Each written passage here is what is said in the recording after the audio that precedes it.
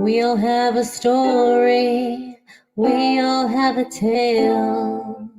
Well, there's a place I've come to know well, led by a man named Sty.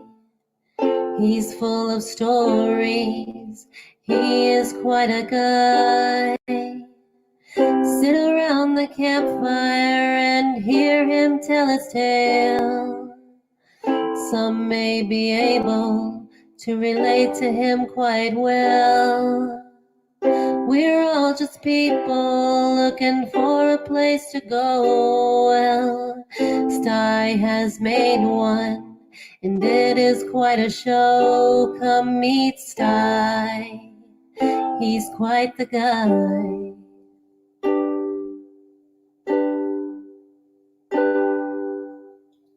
If you're feeling lonely, come and make a friend.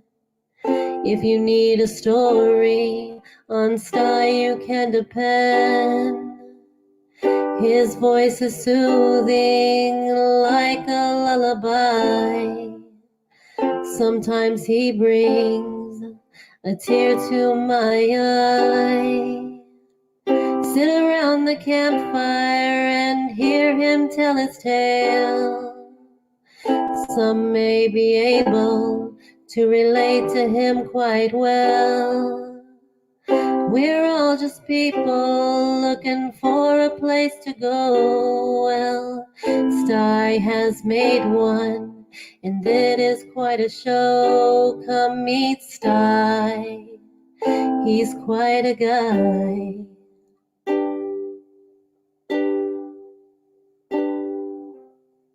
Sit around the campfire and hear him tell his tale.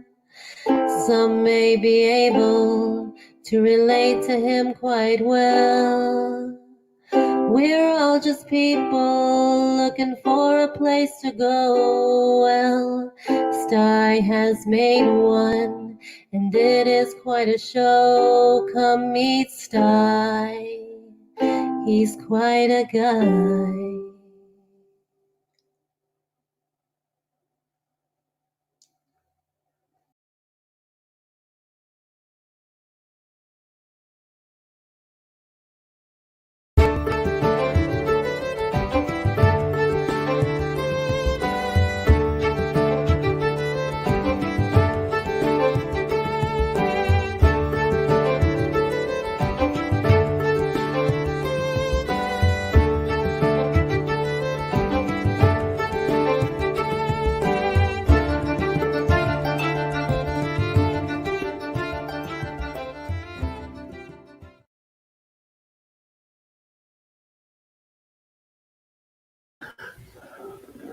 Well, folks, here we are. It's Sty Story Sunday.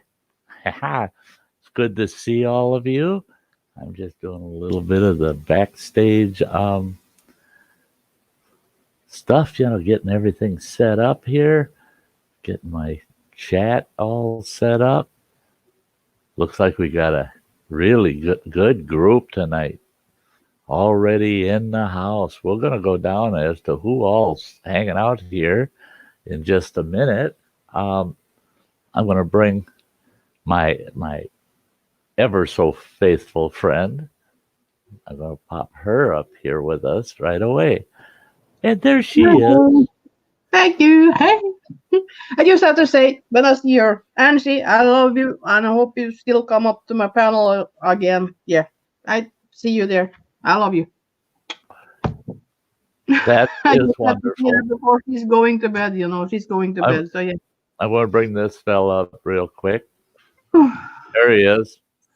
It's not as if I haven't spent enough time with this fella today. No shit. Sorry, it's my fault. Yeah, just before the Sty story, let's start dropping the F-bombs and all that good stuff, right? Yeah. Right. So we only have to behave ourselves for about 45 minutes, and then then we're just ourselves again, So hang on, folks. That's coming. Okay, Hey, Misfits and Dreamers. I'm going to give a shout out to everybody that's over in the chat real quick. We got Adventures in the Heartland, Angie, Max, Little Mites, and more. Awesome to see you, girl. Awesome to see you. Anthony Bressler, welcome. Brian Babot, good to see you. And Crazy Ann, of course. Donald Morris, Eric Pollock, everything is spicy. Phil down below us here. Jay's Beta Room, thanks for coming back. Killdeer. Hej Hans Rune. We got Kimberly Ferris, Kirk Whipper Voyager Center. Hi, Tim. McCoy's Oak Hill Farm. I can't talk that. Yeah. And we got Misfits and Dreamers. Nemi Pun. Great to see you, Nemi. Old Country Farming Home and Gardens Guild. That's Alexander. And the Hunt for Heat. Great to see you, Hunt for Heat. I don't know which ones are there because we have 3 we can pick from that could be. And then we got Wandering Wiley and WH Outdoors. Great bunch of folks. Starting out the evening. Can I say something? You may. You guys, after this live stream, you really need to go check out the Hunt for Heat because they just posted the one chip packy chip challenge. That means our 14-year-old chili bean did the packy one chip challenge. You have to see if you're successfully or not, but go check it out. Chili Bean is kind of now the Pepperhead's hero for our kind of circle. She's become our Pepperhead hero over there at the Hunt for Heat. So you absolutely, after this stream, everybody head on over there and check that video out. One tough little girl, boy, I'm telling you. Yeah. The all 3 of them are here tonight. Great. That's so awesome that the 3 of you are here. It makes me feel really good that you came over to the Sty Shack for the Sty Story tonight and some chat afterwards. I will be doing the Sty Story right. I'm going to try to hit right on the nose at 1/4 the hour. The Sty Story, I doubt it'll even take 15 minutes tonight. It's kind of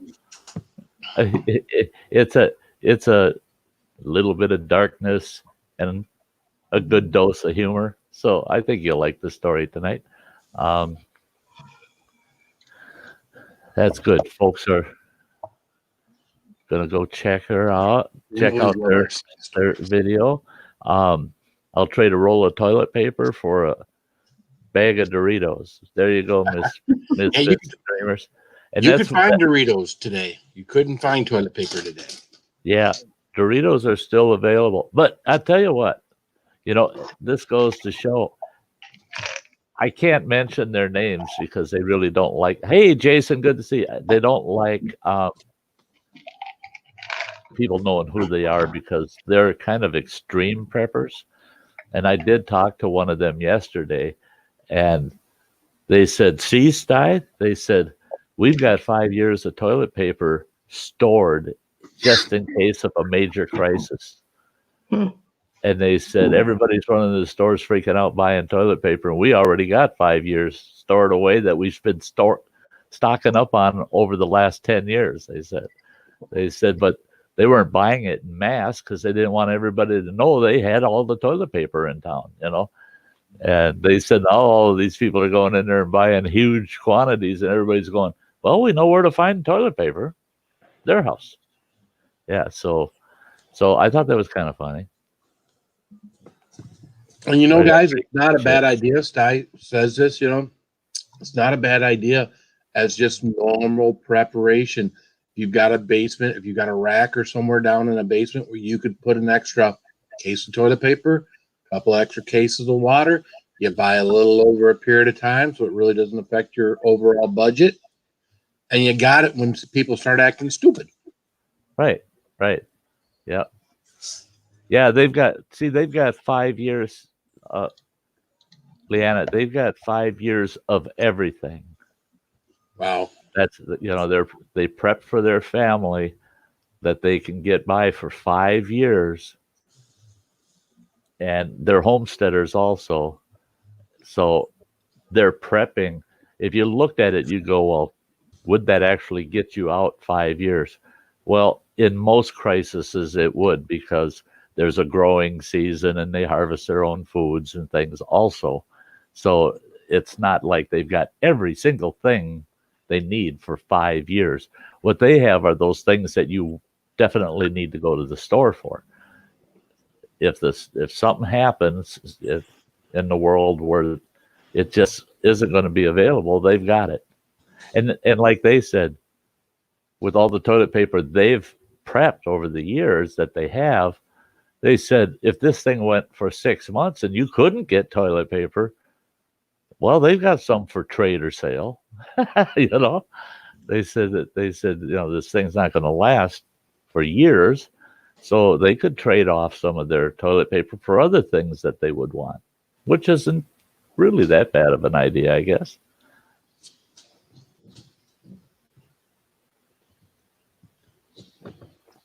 Yeah, right. Hunt for heat.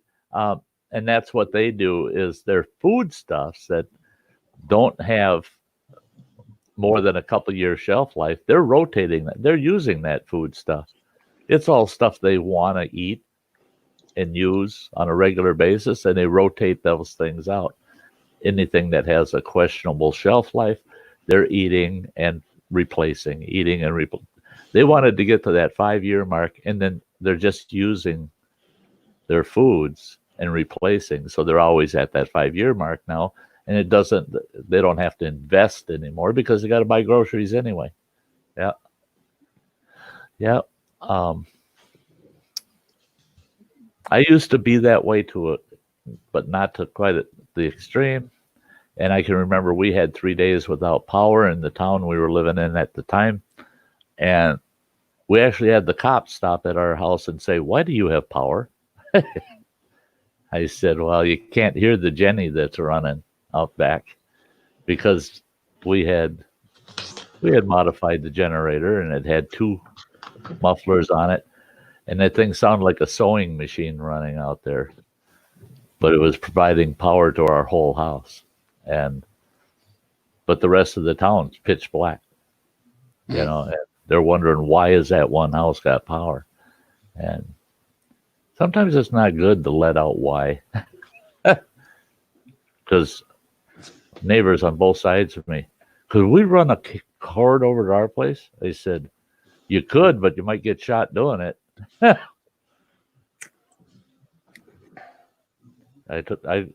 one neighbor, they had a little baby, so I caved in, said, I'll run one cord over to your place, so that gives you some conveniences for the baby's sake. And I said, I want you to pony up $25. I don't know how many days this is going to go, but for $25, I'll give you power of which nobody else in town will have. And they were thrilled. Yeah, $25, you betcha. Yeah. Why so somber? Are we somber? I don't know, maybe. I'm some somber. I can hide. I can hide. You don't have to hide. I mean, for crying out loud, if a person wants to come sit on Sty's panel and pout through the night, I don't care. I know pouting. I'm not saying either one of you are pouting. I'm just saying if somebody wanted to come up and pout, okay, you can come up and pout. I don't care. I will get back to you guys soon. Sorry. Yeah. She's busy. She's busy. And, I will be right with you. But she's, I might as well have her up on the panel. She's keeping an eye out on my chat, and she's one of my anchors. She's one of my anchors. Yeah, and works hard to keep this thing going and make sure you guys are all welcome when you come in the chat and be part of the panel and everything else. I don't know what I do up here, but I'm here. I fill the space down here. This area, all this area down here, I fill this in case someone else comes, unless someone else comes on. You remind me, in a Make certain me feel fashion, good. Phil. You remind me so much of my actual brother, who has passed away now for several years. But you remind me of him, and you're like that brother that, jeez, he's nothing but trouble, nothing but trouble. God dang it, he's picking on me all the time. He's nothing but trouble, that guy. But any chance we got, we were together. So yeah, you're going to be there, buddy. If you're available, yeah, I want be you here. around. Hey, and then Kildare, yeah. After the Sty story, then I'm gonna bring a couple more folks up on the panel. You're on the list. You're on the list. Yeah, Jason says we love seeing you. Happy, crazy head. Happy. I'm sorry. I was happy and something like took my fire away, and I tried to get back up there. So hang on. I will Be come happy. to it. Yeah, Phil make me happy. So yeah. Oh, there you go. There you go. Ah. Oh, tickle me. Alexander, okay. You can Alexander's not feeling well. He's got the flu. It's not corona. Don't panic, folks. But yeah, Alexander's not feeling well. Hey, Metal Music Maniac. Mom and Dad kept her. Yeah, I'll bring you up there, John, when I go live again. It's not often. I have evening naps qualities. Yeah, I do put some folks to sleep. I don't understand. I try to keep them entertained, but boy, I got some folks that they come right out and said, "Oh, I love coming over here because I can fall asleep." I go, "Well, thanks." I guess it's a compliment, but oh my gosh, to be known as that's the channel to go to if you're having trouble sleeping, I'll put you right to sleep. Yeah. Sometimes, yeah. The sultry, smooth voice of Sty North. Hey, Freeman Hey, James. Freeman. Good to see you, brother. Yeah, it's that time, folks. I'm going to do the Sty story, and we're going to get that out of the way. Maybe you, just like that.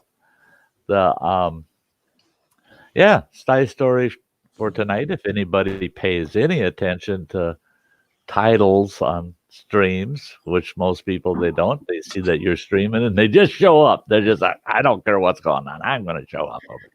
Well, if you saw the title,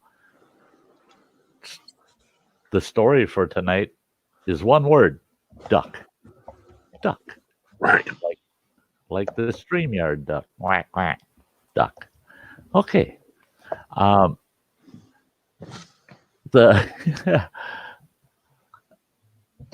This story has to do with nicknames. Okay, many of us have been stuck with nicknames over the years, and there's a little bit of backstory to it. Okay, when I relocated from Montana back to Wisconsin, we moved onto an Indian reservation, Native American reservation.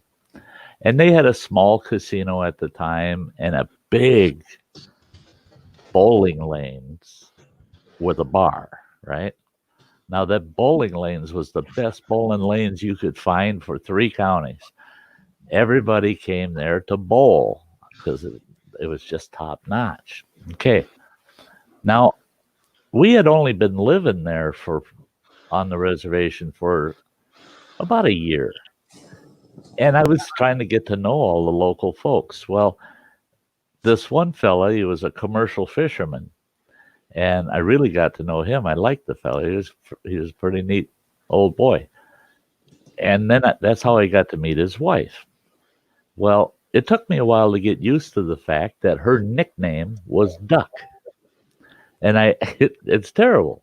I asked him, I said, how did she get the nickname Duck? And he said, oh, she's had that ever since she was a little kid. And I said, well, how'd she get it? And he said, people be pigeon-toed, where their toes turn in, their feet turn in like that. He said, she's the opposite. Just watch how she walks. And he wasn't kidding. Her feet turned way out. So, yeah, if you looked at her, you could see, yeah, she kind of waddles like a duck. So as a kid, they started calling her Duck, and it stuck with her for years. It got to the point where if you called, I think her first name was Caroline, but if you called her by her first name, she wouldn't even pay attention to you. But if you said, "Hey, how's it going, Duck?" She's, "Yo, hi," So for all purposes, for her and everybody else, her name was Duck, right? Okay. So we've been living there for about a year, and I knew who Duck was and her husband. And I went to have a couple of cold ones at the bar one evening. Now, this place is packed. It's busy. The bar is full of people, and the bowling lanes, every lane's occupied, big groups of people bowling. Well, we had some character that I don't know.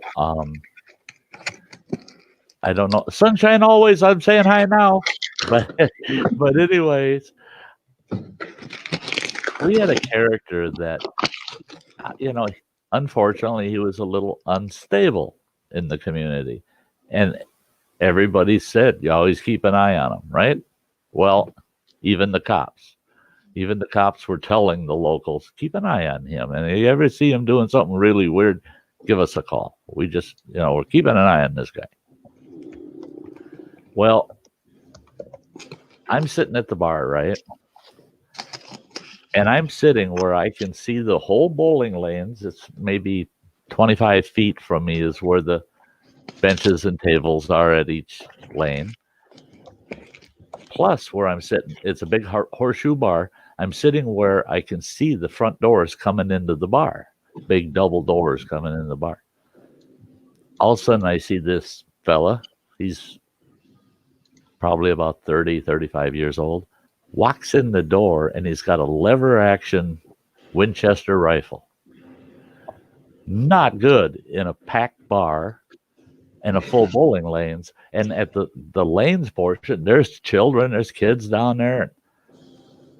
I see that guy come in the door with that gun, and I yelled out at the top of my lungs, "Duck!" because he's starting to raise the bugger up. I'm yelling, "Duck! Duck! Everybody duck!" There was at least 120 people in that building. Everybody hit the floor. They're diving under tables. Someone starts yelling, "Duck!" Yeah, in a crowded bar like that. Yeah, somebody's going to do something bad. People ducked. They all ducked. Down at the bowling lanes on lane 5, here's this big, tall gal standing there with the ball in her hand, looking around going, "What? What?" And I'm yelling, "Duck!" And she's, "What?" And I'm going, you're effing stupid. Duck, get down, duck. And she goes, "You want me to what?"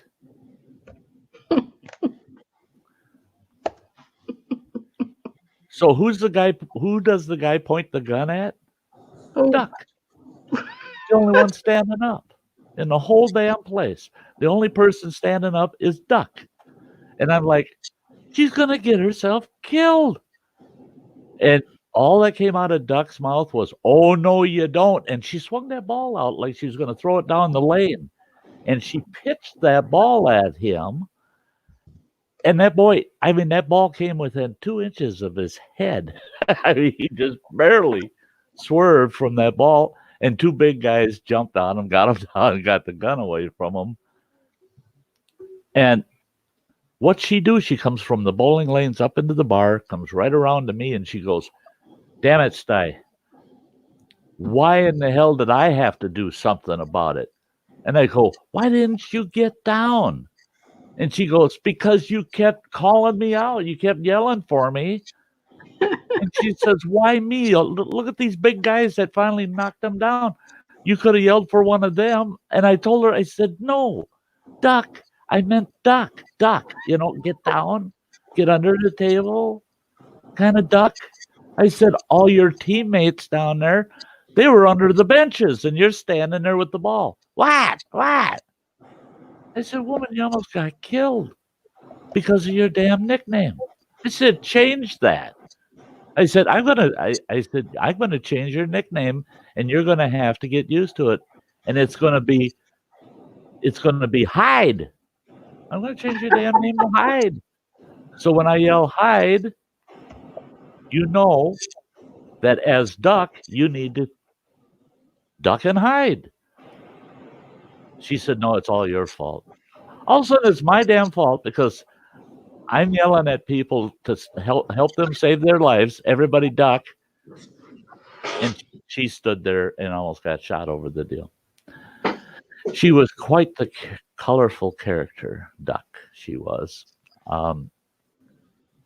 So I really got to thinking about that, and it kind of concerns me now with certain people's nicknames. You know, I always try to figure out, is it an appropriate nickname? You know, you wouldn't want to name somebody Run. You know, call them Run all the time for most of their life, and then the building catches on fire, and you yell out, "Run!" What? And they get burned up. I mean, yeah. So nicknames, if you're going to tag somebody with a nickname, make sure it's not one that could put them in physical threat, okay? Like poor old Duck. Poor old Duck. So there's your Sty story for tonight. So look out for yourselves. And when someone yells duck, get on the floor.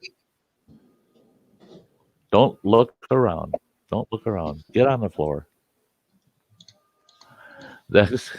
Oh, thanks, Jay's Beta Room. I'm glad you liked it. Yeah. What did she put your drinks on her bill? On her bill. That's good, Chuck. That's good, Chuck. Oh yeah, you should have been there, Chuck. Yeah.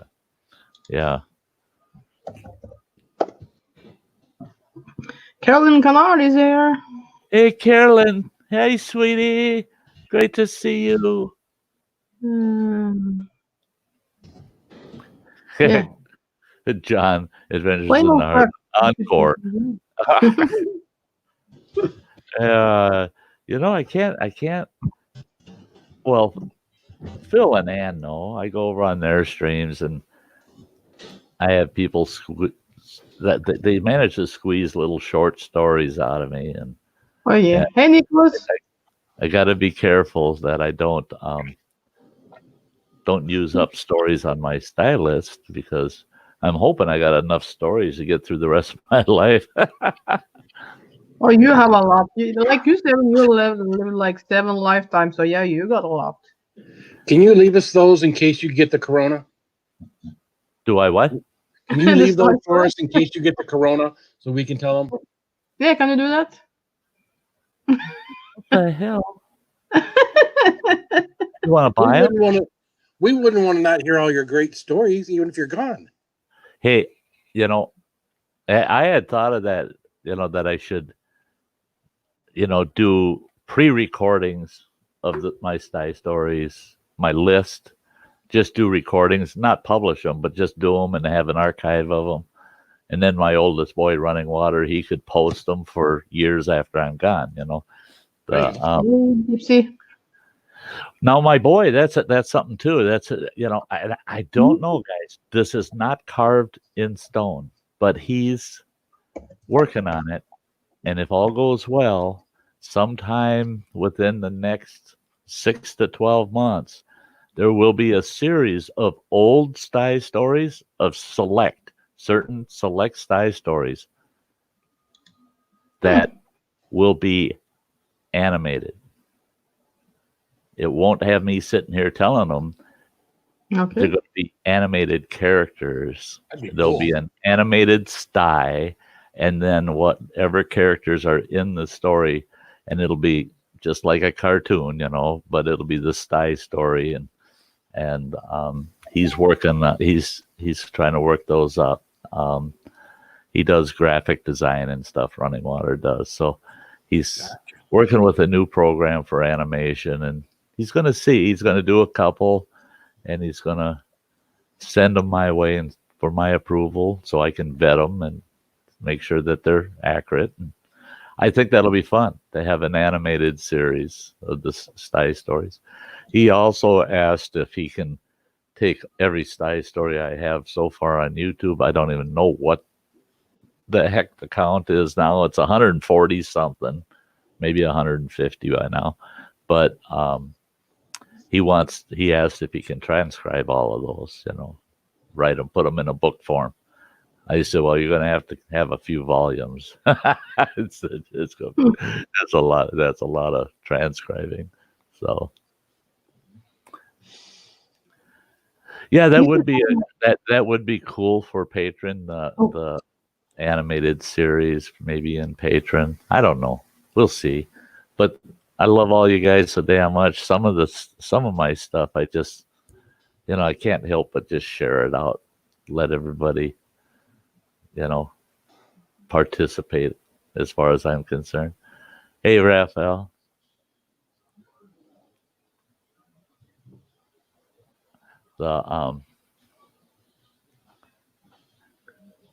Donald, thank you. Mr. Shannon Knight, it's great to see you. I see you. JCT. Folks said I'm noticing I haven't said hi to. Sunshine always waving. Waving. Sunshine always waving. Waving.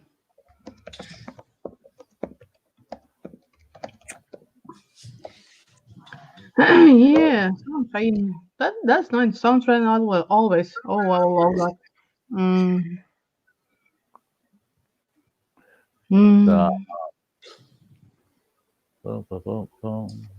Yeah, I had something I was going to say before you started your Sty story, and it just completely slipped my mind.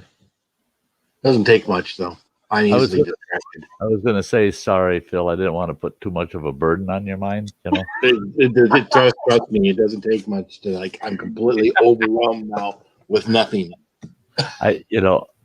I've had moments like that where I couldn't think straight. God save me. I'm just like, everything's mush. It's just Dennis wanted to say hello. He's freezing his ass off, but he says hello. Yeah. Dennis? Yeah, he's on camping and freezing his ass off. Yeah. I knew he was gonna try to do something outdoors this weekend, being they canceled Canoecopia. Did he send you a message or? Well, I told him that you was live, and he was like, "Yeah, I'm still freezing my ass." Okay. Yeah. I just wanted to make sure he wasn't in his chat, and I missed him. Nope. Hey there, Steve. How's it going, everybody? What's up, man? Good. Not much, man. Look at long time no see, Killer. Yeah, a long time. It's been an hour since last time I seen you. No. Okay, John, that's cool. Yeah, we'll be here, I'm sure. Hey, Raphael Scrapper, thank you. Hey, Nicholas. Thumbs up. Okay, Nicholas. See you soon. No, he's done with dinner. Okay, John. See you soon. Yeah, and Nicholas, he'll be popping up once he's done with his din. He's a growing boy. He's got to eat, Mankini? Was that like that? Mankini picture? No, no Mankini. Why? I like it. I love it. Ever since this whole Mankini thing came up, I've been having these terrible nightmares that if I could video it and didn't have to participate, if I could video it, I would get my first viral videos like Mankini football, Mankini volleyball, Mankini bike races. There's all kinds of things. If you could get a bunch of dumb guys to do the Mankini chase, what are you pointing at? Canoe Hey, hunt Dennis. adventures. Oh, there's Canoe Hound. There's Dennis. Yeah. We'll get around to him. Hey. You don't know. Are you out at your Hi, day sunshine. camp? Are you out at the day camp, or are you on a different camp with somebody? He's camping yeah. with someone. Mankini bacon frying, deep frying, mankini deep frying. So should I make like a whole mankini series? Mankini bacon frying. Oh. There you go, Canoe Hound. Hey, I'm going to get a hold of Teespring and tell them I want There you go. Oh. so I can call one a Stykini. I won't. The Skye Kini. Yeah, put out Stykinis. Yeah, Skye Kini. Yeah. Stykini. That sounds like Italian or something, doesn't it? Oh, you're in Algonquin Park. That's Winter cool. camping. That's cool. I know you wanted to get out, and down near Niagara, they got no ice on the lake. Yeah, that's a sticker, Carolyn. Yeah, Carolyn, that is a sticker. Oh, and yeah. the only problem is trying to figure out where you could stick it other than the garbage, you know. I did threaten to put it on my adventure trailer for Follow My Friends on YouTube panel. Mm-hmm. That right over this.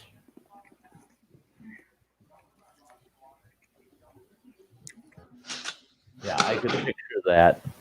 I could picture that right over the top of this, you know. Right. Yeah, you should. Hey, yeah. Now, do I get that one, Phil, since I'm a patron? I'm waiting for my stickers, Phil. What don't you have? That I'm one? waiting for you. Get it? I don't. The only sticker that I'm aware of Phil's I don't have As the mankini? is the mankini. Yeah. Nobody has that one yet. No one has that one. I don't want it. You better send that. I want everything spicy with the flames on it. I'm trying to design a dartboard in the adventure trailer. Put the mankini up. I can make my own mankini stickers. And I will make the full version. There you go, Canoe Hound. That's awesome. That's awesome. If you don't send me a sticker, I will make the full version, you know. Yeah.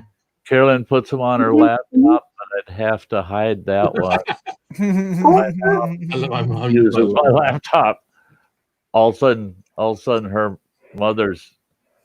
Sorry, Carolyn, but I really need to use your laptop again. When do I ever get to use it? Oh, Dennis don't want that. I'll be done with it soon.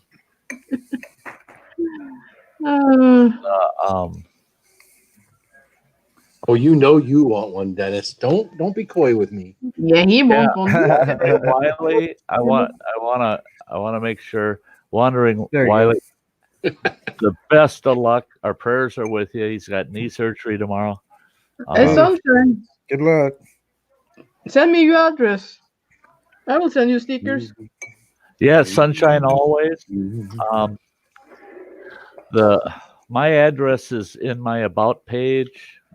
In fact, I think it's actually in the description of this stream. If you look down at the bottom in the description. Hang on. I'm going to pick it up. Yep. P.O. Box 455. That bugger. There we go. Ashland. There it is. Yeah. P.O. Box 455, Ashland, Wisconsin. Mm-hmm. I don't know. Hey, Phil, if you got Sunshine's address, can you send it to me? Because I don't want to put my address out there. I got my whole name in it. And please, folks, I only send stickers to folks that email me their address. Yep. Because it gets too confusing trying to look at Facebook, Twitter, any place else. Right. Yeah, email it to me and make sure that if your email is not your channel name, put your channel name in there so I know who you are. Because I've got several already where it's a person's name and I can't even attach what channel they're to. They just go, "Hi, Sty, it's so-and-so," and I've never heard their personal name before. So I don't even know who they are. And so I don't know who I'm sending stickers to. So put your channel name and please type it out. So like I do with my address, P.O. Box 455 space Ashland, comma, the state, blah, blah, blah. So that the way it has to appear on the envelope. Yeah, especially if you're not in the United States. Because Canada, the UK, Norway, all you other people, your stuff's set up so damn crazily. Yeah. I don't know if that's a word. Hey, I'm from Missouri. You got to show me, how your address is wrote down. All right. I gotta be able to cut and paste that.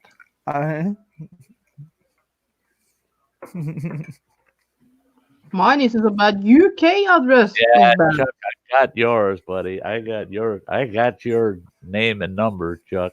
It was funny because he emailed his email. If you don't know who Chuck is personally, his email, you could say, well, who's that? But he had already sent me. He had, in fact, I thought I sent my address to you. In fact, this one, I'm not going to show his actual address, but this one, at least he put on it. I want to keep plain old He sent me this package quite a while back. When was that? August of last year. Yeah. And I haven't gotten to get any serious use out of any of it yet. He sent me fishing lures, bass lures, awesome.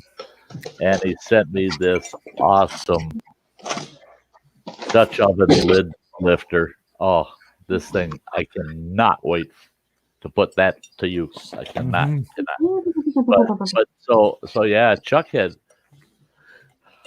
he didn't realize that I had his address galore, and I forgot that sitting right on top of this box is his address. So yeah, be real clear about your address and who you are, and I'll get some stickers off to you.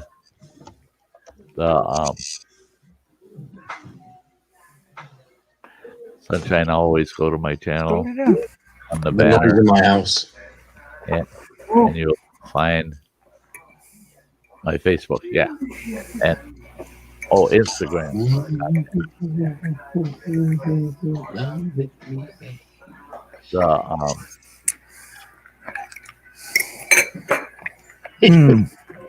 Now I know why you're staring at me.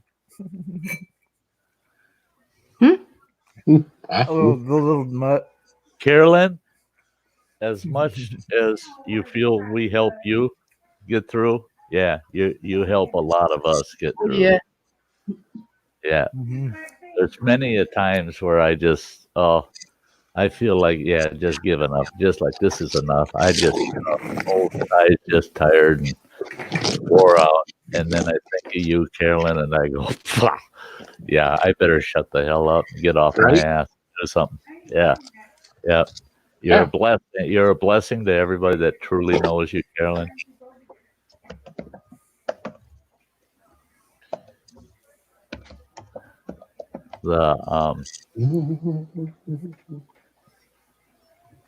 What? Oh, I don't know about that sticker voice. Oh, again. Yeah, just put it up. I can kiss my face. It's just my face. Just your face, yeah. Looking a little peaked tonight there, Phil. Yeah. What a handsome guy. Oh, no, man. I'm seeing double tonight. Yeah. Better lay off the coke. I see two Phils. Really do. I have something there. I have to pack it and send it to you. The sticker is ready. So. The first thing you need to do is get those bubble stickers. I got a sticker like this. Oh, that Bubblicious sticker has got to go on the Sty magnet. Yeah, they're magnets. Yeah, I don't have one of those. Yeah, I don't have one. I don't have one of those. Well, I thought I'd be the first one to get one. I guess A lot of us Yeah. are getting our stickers at Sticker Right. Mule. yeah. Sticker Mule is awesome. I mean, you watch them every week. They have a special, and you watch them, and you get the type of sticker that you want come up on special. That's Yeah. like I got this big pack. I got this big pack last week, and they're all holographic Sty North channel stickers. $19 for 50 of them. Yeah. That's a steal. I mean, I'm telling you, that's a steal. And they're good quality. They turned out awesome. Hey, Budweiser. You say butt wiper? Butt wiper. Did you say butt wiper? Yeah. Don't say that about Buddy. Gypsy and the Vanilla Gorilla. We've all of us here. We've made our own designs. Not me. We created our own. I made mine on Canva, and I drew mine out. And she's a design nutcase. I bet she's got 150 designs of each thing that she's made in the background that she just hasn't shown anybody. That girl, she was working with me one day, and she goes, "Put this on one of your Teespring items," and she sends it to me, and then she goes, "Did that fit on the item?" I go, "No, it didn't." So she sent me that. I ended up with 7 different designs she sent me till we got the right one that fit on because I wanted one to fit on the blanket. And she finally got it. I got those. That's a crazy Ann creation. Yeah. So be happy. Yeah, right. Be happy. I just tried to help you guys, but now you can do it. Yeah, Okay, Smithies, that's great. See, this is what Ann comes up with. This is what I come up with. But I like that one best. I wish I could come up with that one. The quality is all in the eyes of the beholder, I would earn a lot of money if I'd do that one, I bet.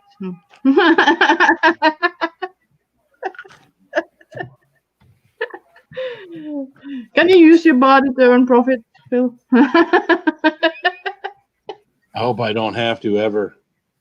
Then I'm really in trouble. Well, I will pay you. Jay's drinking his last Budweiser. Oh, no. Oh, drink it slow. We don't want Budweiser going anywhere. Yeah, man. No, Phil, if that was full, I pay for one.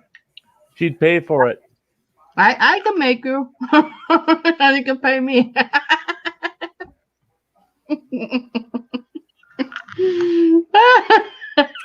Why not? If she pays me, I can do that. No? I've been looking at a couple of sites. And I love you. I'm hoping I find one that's reasonable. I just because never I've do got that. picture of him, the full picture of him in the mankini, and I've been looking at a couple of sites that make the cardboard cutouts. Oh shit! Life-size cardboard cutout. I want to do that, but somebody will get mad at her, I think.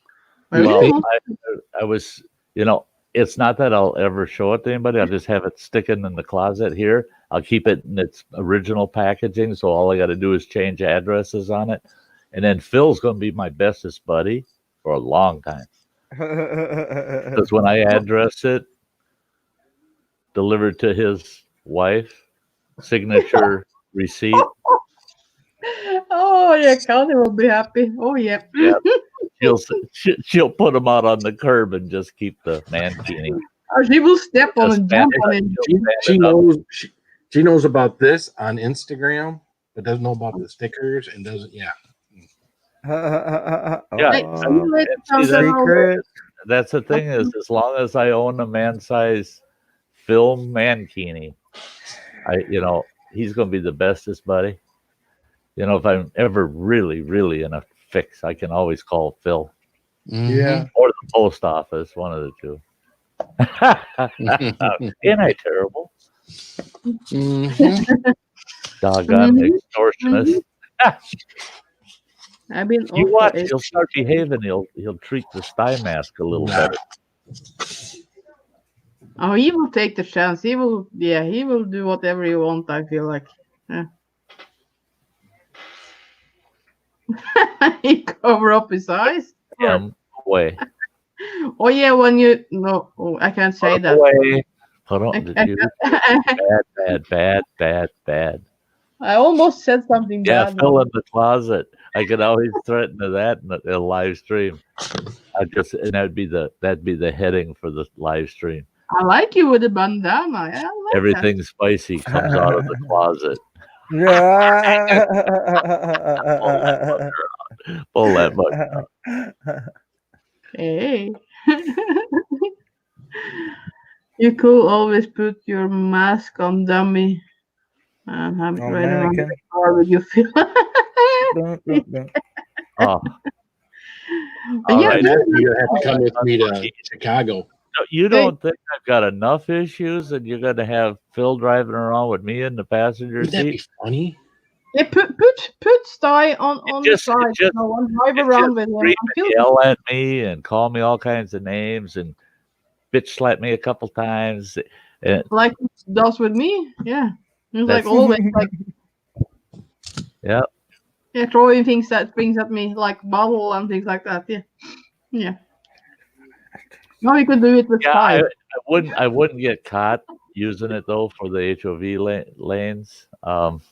Boy, like in Illinois, they catch you with a dummy in your car so you can use the HOVs. They just yeah, the fine is huge. The fine is huge. That's a good one, Carolyn. Yeah.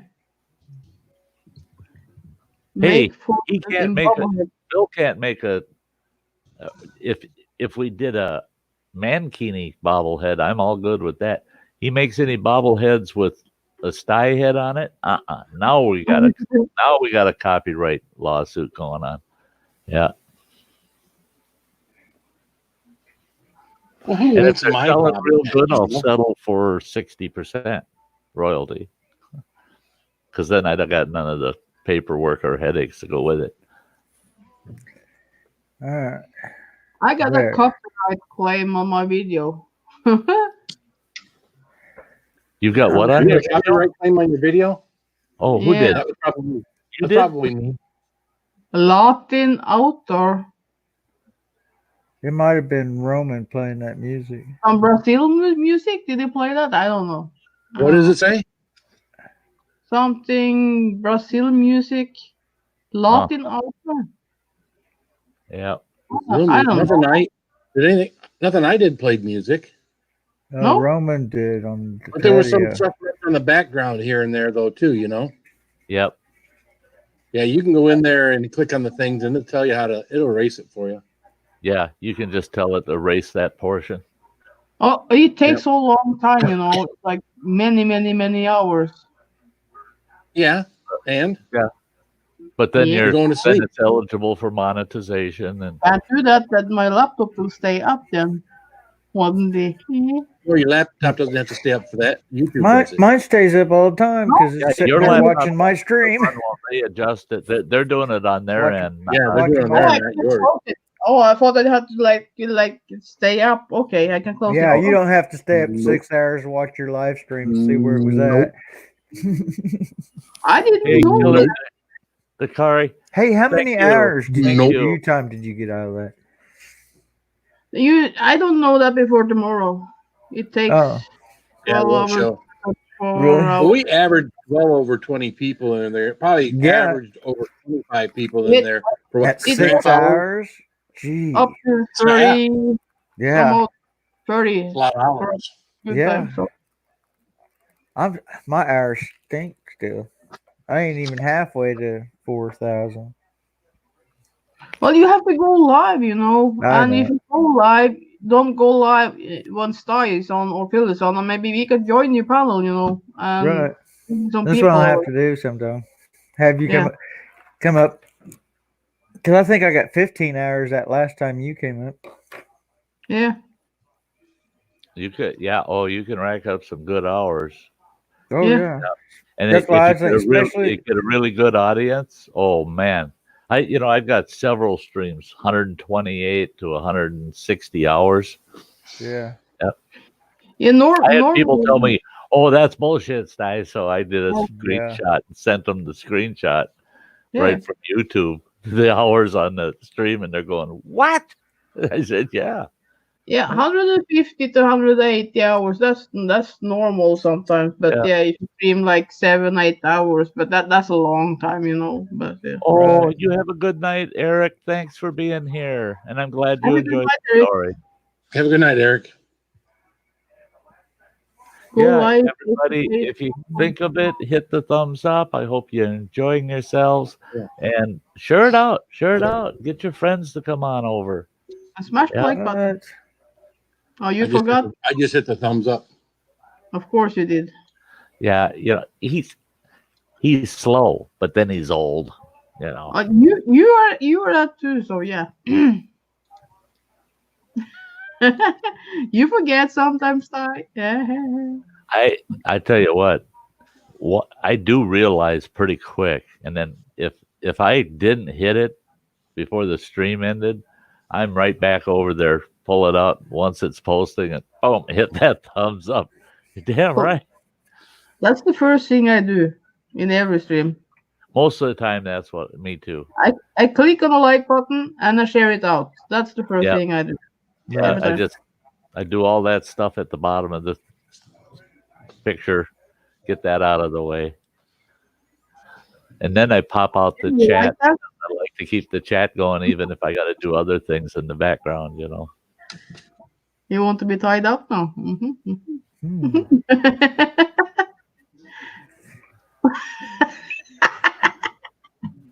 Oh, I love you, silly face.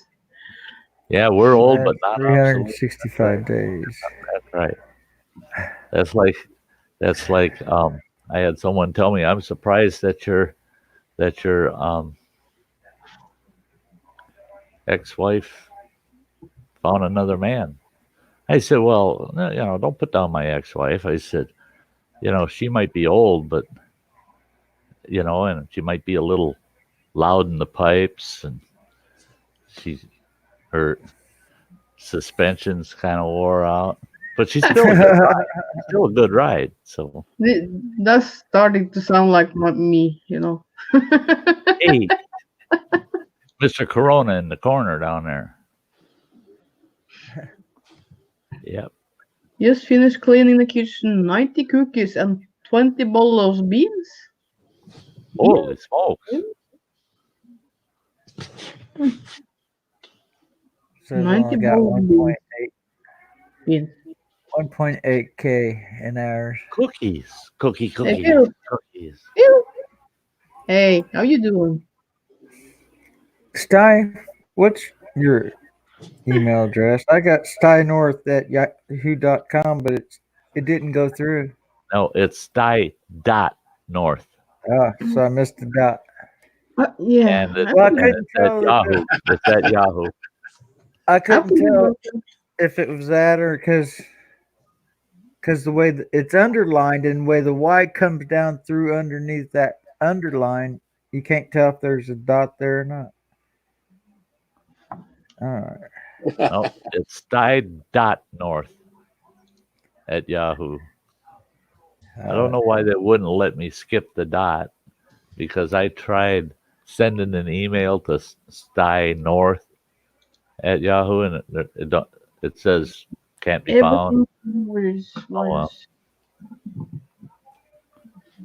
Got it, Sty.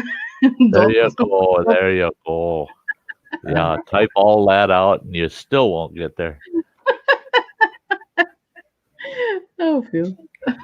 Yeah, you don't even have the Yahoo in there. Yeah, you have to put the Yahoo. Yahoo. There's this old guy down at the public library. I was trying to help him set up some things on the internet. The old boy didn't have a clue. He had it. Well, it took him about 3 weeks to figure out how to even get on their computers down there. Phil has no coronavirus for 20 challenges. What are you showing? And he Cramp started a few minutes ago. Just booted, feeling better. Roman? Who's that? Is that Roman? Oh, Ranger. Oh, Lone Ranger did a Tube of Terror today. Right after I got off of Ann, I went upstairs to lay down and rest, and he's live. And the second I get done watching a bit of that, Humphrey Heat's doing the premiere for their Packy One chip, and I'm like all over the place in that one little hour. Hey, everybody. hey, love you too, Carolyn. Night, I love you. sweetie. I hope that telehealth appointment goes good. Yeah, a little confusing to do things technically. Not as simple as just going to a doctor's appointment, you know. So hope it goes very well for you, girl. Up here now, they're closed doctor office and things like that, so you can't go to the doctor now. Well, okay. Now I found out Friday.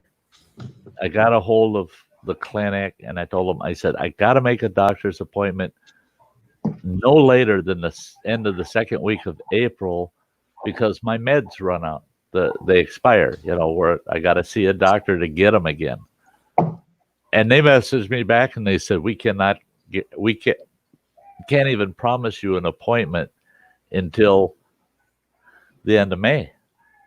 I said, well, that means I'll go 2 months without my meds because the pharmacy is not going to renew them unless the doctor approves it. I already talked to the pharmacy. And they said, well, the doctors in our clinic are only seeing patients with flu-type symptoms right now. Well, they just shut it down now. So I'm on the phone and I go, really? And she goes, it ain't going to work, Sty. It ain't going to work. And I go, oh, that's a bummer. Come on. She says, you know what Dr. Dreyer's going to say if Sty's pushing to get in here, he's lying to get in here. And so they messaged me back. I got it yesterday. I was surprised. Well, actually, it was an email right from the doctor. And she said that we'll do it. We'll just do it over the internet, the appointment. The only thing they can't do are the blood tests. And she said, and I don't want you coming in here to get your blood tests. I don't want you exposed to sick people. Yeah. She said, so what I'll do is I'll approve 3 months of your prescriptions. And hopefully this thing is blown over by the end of the 3 months. And then you can come and get your blood test. And she said, I'll have some questions for you to make sure that things are going okay. But otherwise, she said, I'll approve everything online. So you don't even have to come in the clinic.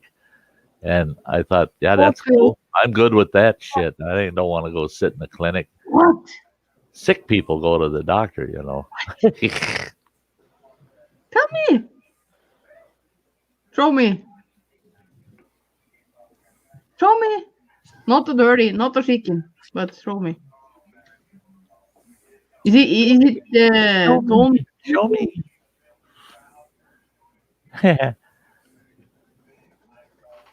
What the hell is that? A Who said bobblehead. that? Bobblehead. What the hell? Bobblehead.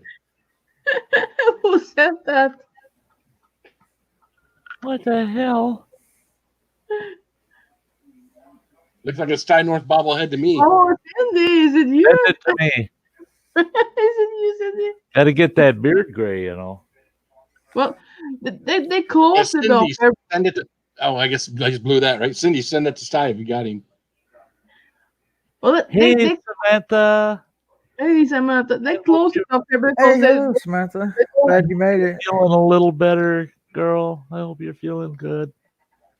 Yeah, you have to change your sitting position when you like playing. That is what's like do that to you. Posture. Yeah, fuck it. I don't care.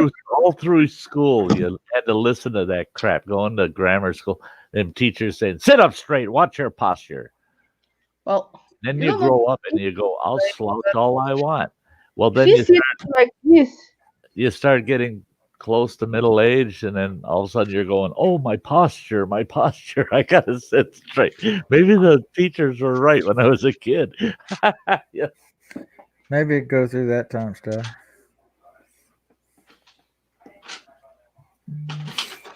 Yeah, I heard it.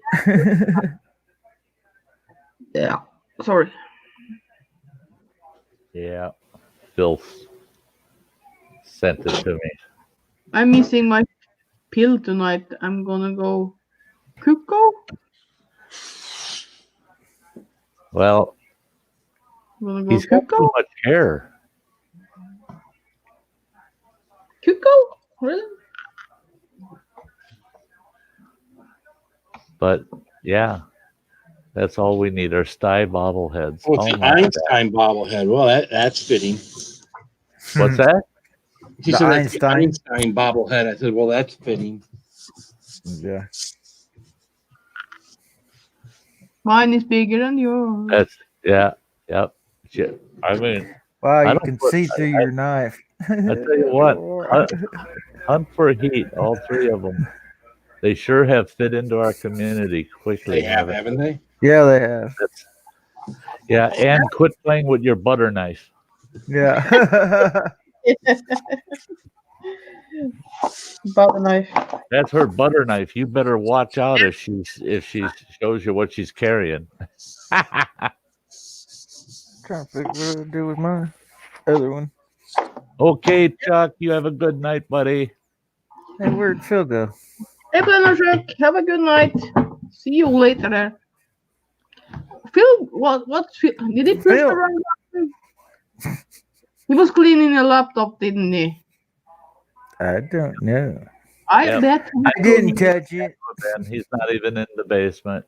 So he knows how to get back up here. He unplugged accidentally, probably. I hope he hasn't forgotten how in the last hour. He always do this. I'm suddenly shaking his head. Yeah. Hey, there you are. Yeah, there's a where'd you go, man? bobblehead. All I got to do is graze this pad on my laptop, and next thing you know, boop, I'm gone. Yeah. Yep. I knew it. Yeah. So what you touch again, Phil? You guys fit right in. You fit right in. Yeah. There you go. Yeah. Will they come up or especially Chili Bean? She's Egyptian. Yeah, she fit right in. For heat, would you like to join us? Does somebody have their? I do if they want to come up. Yeah, you can copy the link out of the message I gave you. Yeah, send it to them, and if they choose to come up, they can. Butter must be hard in Norway. Yeah, when you got the hard butter, that's the real butter. Mm-hmm. The old butter, salty and it's a good one. Got a nice clean area now. That's a homemade butter. That's hard butter. Yeah. I want to warn everybody: you may not see hide nor hair of Sty all day tomorrow, Monday. Yeah. You won't see me maybe until Tuesday. Probably Tuesday. I'll be back on. But all day tomorrow, no. I got to finish some of my spring cleaning, and I'm making a huge batch of bacon cheddar chicken ranch salad. Ooh. Oh, that sounds good. It's a macaroni. I use the shell macaroni. Oh, I usually make. It adds up to about 3.5, 4 gallons. Rapala factory still in Norway. You gonna videotape it? Hell no. I only video cooking out at camp. I don't do it. Well, take a picture of it and post it in your community tab. That's probably recipe.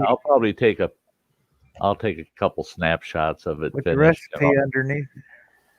With the recipe underneath. Because that just sounds good. If there's a potluck kind of thing going on, I'll make that big ass bowl full of that, and I'll take it to a potluck. It comes back It's Empty. great clean. It's great Yeah, clean. I need that recipe then. And I didn't take think it to people would birthday like night. it really, but yeah, they really like it. But yeah, when you got chicken, bacon, it's got diced onion in it, and Onions, lettuce, mayo and ranch Mm, dressing. ranch Got a dressing. nice ranch flavor. It's got cheddar cheese tossed into it. Yeah, my wife would love that. Wouldn't you? Well, My- when are you bringing that? The what? Tomorrow. I want some. I want some. I'm hoping to be able to make it tomorrow. That's what he's If gonna it be doesn't get it, if I don't get my spring cleaning caught up that I want to do in time, I'll make it Tuesday morning. So Well, So I, how have, many days does it take to make? I have to take a plane on Wednesday, and I can get there for Thursday. Oh. Okay. that's a joke. Oh, hey, please, people, don't attack my place for chicken Well, bacon. they will not let me leave now anyway. Yeah, they Hey, stop at least everything. I'm still in the same time zone as you are. I'm always on the same time zone as everybody here. There they are. Yeah, the now. But I mean, Who? How many? 1, 2, 3. Now you brought up a black screen there, Sty. What are you Yeah. doing? You better not have messaged that to a troll. I could go off. yeah. There's Oh, that's Mike. true. There we go. Had Oh, the, no, there's a troll. There you Let's go, Mike. I had the camera thing covering it. Yeah, and take the lens cover off. Yeah. Yeah, Chili Bean will be right here. She used the ladies' room, and now she's running in here with. Come on. There she is. There she is. There's the demon child. Ah! Oh.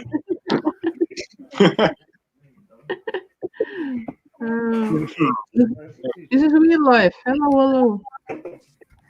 Oh yeah, Rapla fishing Hello, lures. Chili Bean.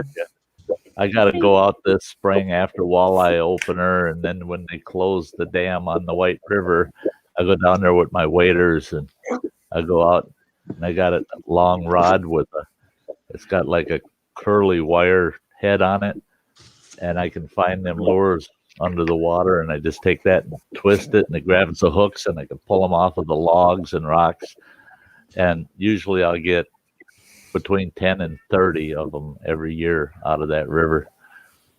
Everybody's down there trying to catch walleyes and losing their Raplas, and I'm like, yeah, get in the candy store. And most of those guys are from out of town, so they don't realize, they basically shut that dam down after the season. So once the water gets shallow, those lures are sticking out all over the place. Schools are closed. You can't catch fish now.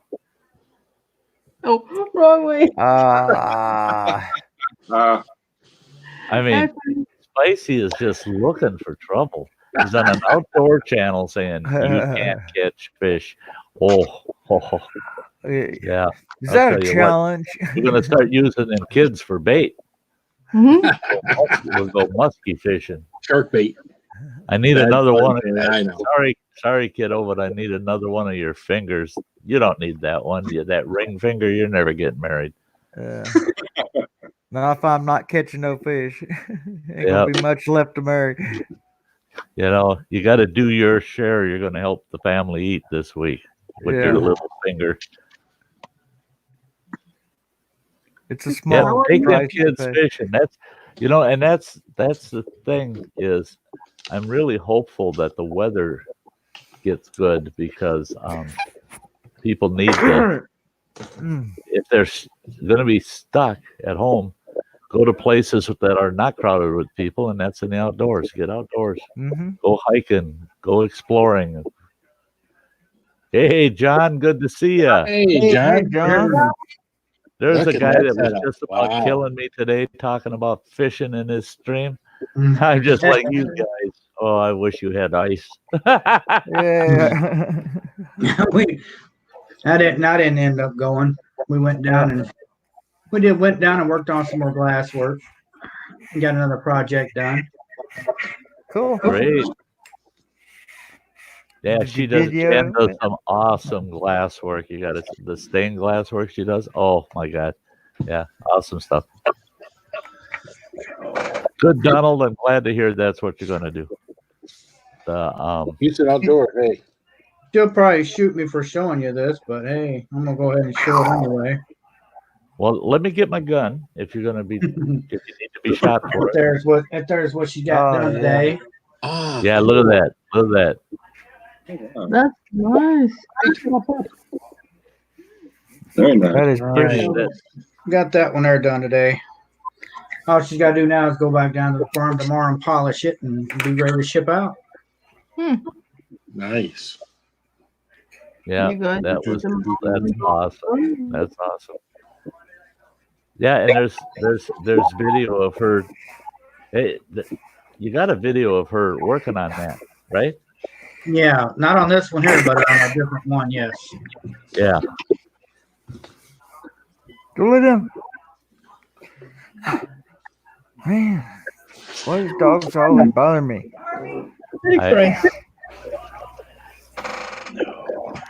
That's the only time I'm all for stained glass.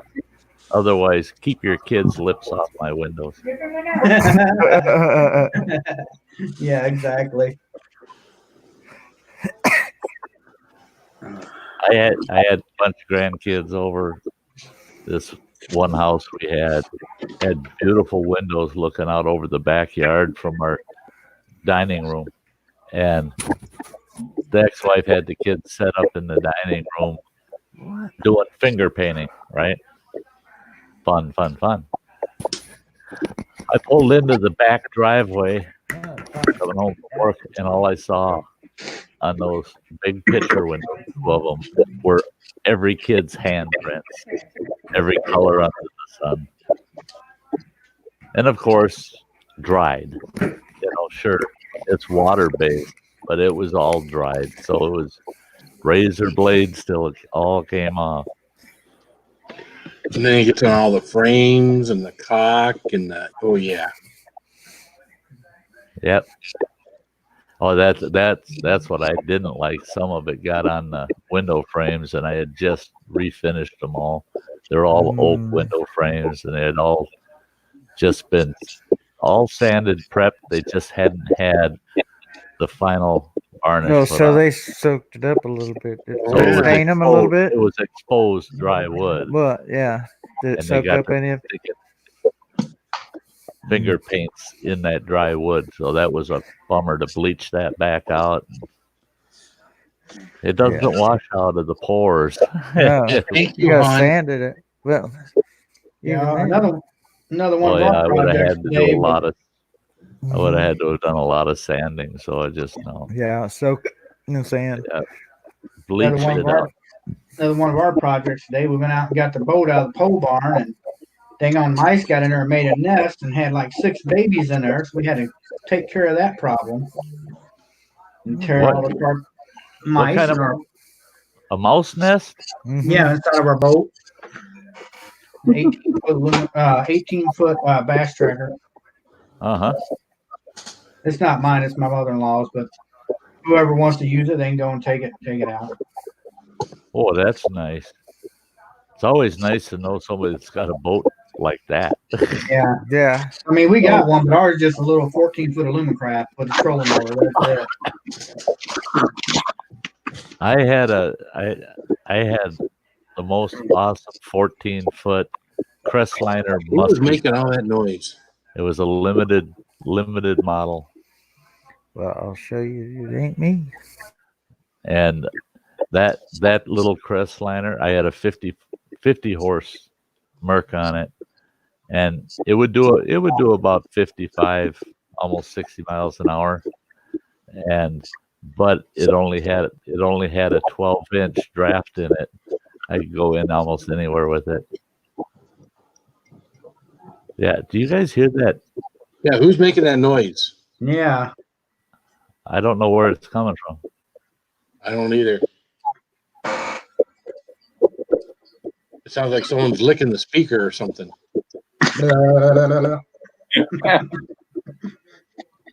Just mute one and you will see that. Yeah, mute us one at a time. Oh. Yeah, help for it. Yeah, you may need to. You may need to go out and come back. Okay. If they don't quit, because the speakers or the microphone's got a blurp going on. Something's going weird. Yep. It's almost like a water drop. It's Gypsy the vanilla gorilla. Sorry, let me mute mine. It's me. Hey, you're here. Okay, how many folks out there? I know Kildare and I are guilty of it, but how many folks have been over in the chat and they're used to being on panels once in a while, and they're over in the chat going, "Hi guys, hi." Oh yeah, I'm not on there, and then later they'll go, "Hey, hi." Oh, I'm not on there, You do that too, huh? At the end of the stream, they're going, "Bye, everybody. See ya." Turn around, way back, and it's like, oh, wait a minute. I ain't even on the panel. Yeah, I embarrassed myself quite a few times with actually talking to nobody. Yeah, but you're the only one. You're the only one there, right? So you're actually not embarrassing in front of anybody. Yeah. Well, you're embarrassing yourself in front of yourself. Yeah. Talking to yourself. Did you see me do that? Yeah, that's so embarrassing. I've done that. I even seen it myself. Right. I'm the only one that's seen it. That's so embarrassing. I've had people overhear my conversations with myself out in the woods at times. Step on the wrong thing instead of stepping over it, crash and burn. And I go, now why in the hell did you do that?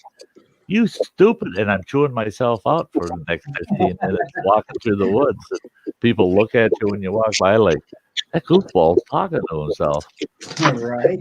Yeah, I guess I am. What you eating there, chili bean?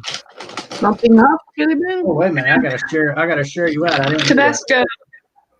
Oh yeah, you guys had those at the end of the package. Tabasco chocolate. So.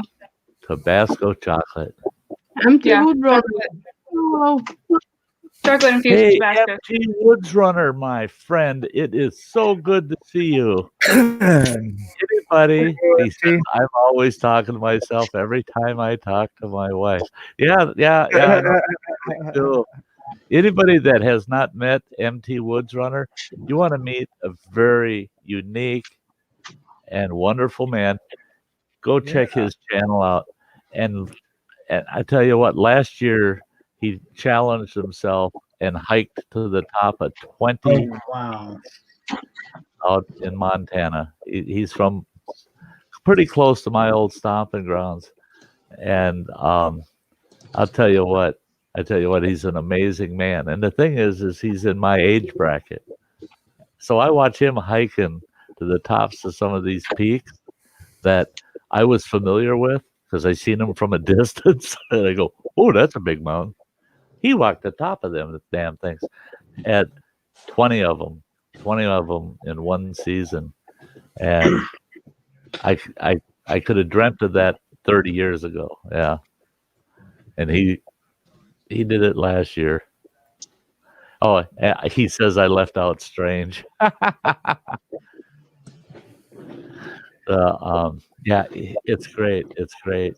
He hasn't been able to do a lot of video work, in the late, but you look at all of his work from last year and you will not regret it. I mean, awesome.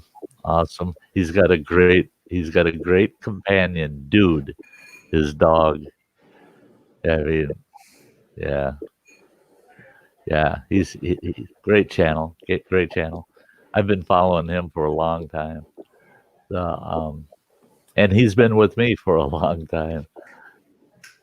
Every time he pops up, he's like the rest of you folks. You pop up and I haven't seen you for a while. Yeah. Makes my day.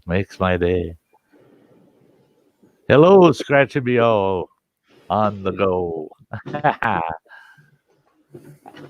Okay, knock it off. He says, yeah, he's another one. He's another one. Yeah. Quit talking about me, you know. If you want to watch me climb to the top, if you want to watch me climb to the top of a peak, go right ahead. But quit talking about it, Sty. That's back off. Yeah. Hey, Freeman James, Sty Squash. Sasquatch carry coronavirus. Hello, keyboard runner. I just rang your bell on your channel. That's it. Can Sasquatch carry the virus? There I am. Now I'm back. I don't know. You're gonna have to go up and find one asking. I went and rung MT Woodrunner's bell, and something happened and kicked me out. Oh, yeah. See, he is remote, you know. I got his bell rung now, though. You had to come back from way out there to come back. Yeah, I sure did. And mine still all goes well.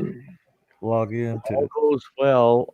In 2021, Nicholas Green is going to join me on a adventure out to northwestern Montana, and I'm going to be talking to MT before we take that trip, because that trip could be anywhere from 2 to 4 weeks. Yeah. And we're going to be crossing down. I want to take him into Wallace, Idaho, and then he wants to at least friend Yellowstone. I said, well, if we're going to get anywhere near Yellowstone, we're looking up MT. So I'm going to make. I'll be in close touch with MT towards the end of this year, planning 2021 that we'd be able to get together. It's a puppy. That'll that would be just so awesome. So awesome. Yeah. I can't wait for the videos to come out. He says you'd better. Yeah, I wouldn't want to be in his neck of the woods and then tell him, I was I was about 2 hours from your place. Yeah, I wouldn't want to tell him that. Oh, he'd be pissed off at me. Yeah. Got the puppy. Yeah. I'm just hoping that when I get out there, the health is good. I'm doing good, and MT can take me on a couple of low impact hikes. Be awesome. Yeah, those old stomping grounds of mine in Montana are sure different today in a sense than they were back then. Some things never change, but some things sure changed out there. Hey, Saucy Shane, great to see ya. Great to see ya. And Shane, anytime you're up and running or you got a post, I get over there and I watch it. You get the thumbs up. I'm just one of the worst. When it comes to leaving comments. It's just so many people I follow. I mean, my God, I want to see so much that I just go right on to the next. I hit that thumbs up, go right on to the next. And most time when I'm watching on my TV, so I can't comment on my TV. I try to go back every now and then on my phone and comment. Oh, yeah. But it's hard to do. Yeah. I do hit that thumbs up on every one of them, though. That's except for today. Yesterday, most of yesterday morning, I went to my subscribers, and I'm on my 5th page of just catching up with the people. It says I'm not subscribed to them, and I'm like, what am I doing? I gotta at least go back and get them. I don't need to go out and try to get anybody. I'm still trying to catch up with the people that already got me. That's right. Yeah. I can't add too many more friends because I can't keep up with the friends I got. True. Yeah, well, because if I had as many people that I'm sub to me, I'd be over 6,000. Right. Yeah. So it's like maybe sometimes it slowly comes around, but I'm trying to do my rounds and going back, getting. I'll be in a live stream, and people said, "Oh, I rang your bell." I was like, "It's fine. Make sure you leave me a comment so I can come back and check you out and ring yours too." Right. And they ring your bell, but don't. But that's where you gotta go, like in the YouTube studio, and you go over here to subscribers, and you hit look at all, and then you got pages and pages of them. And I've been going through that. Okay. Yeah.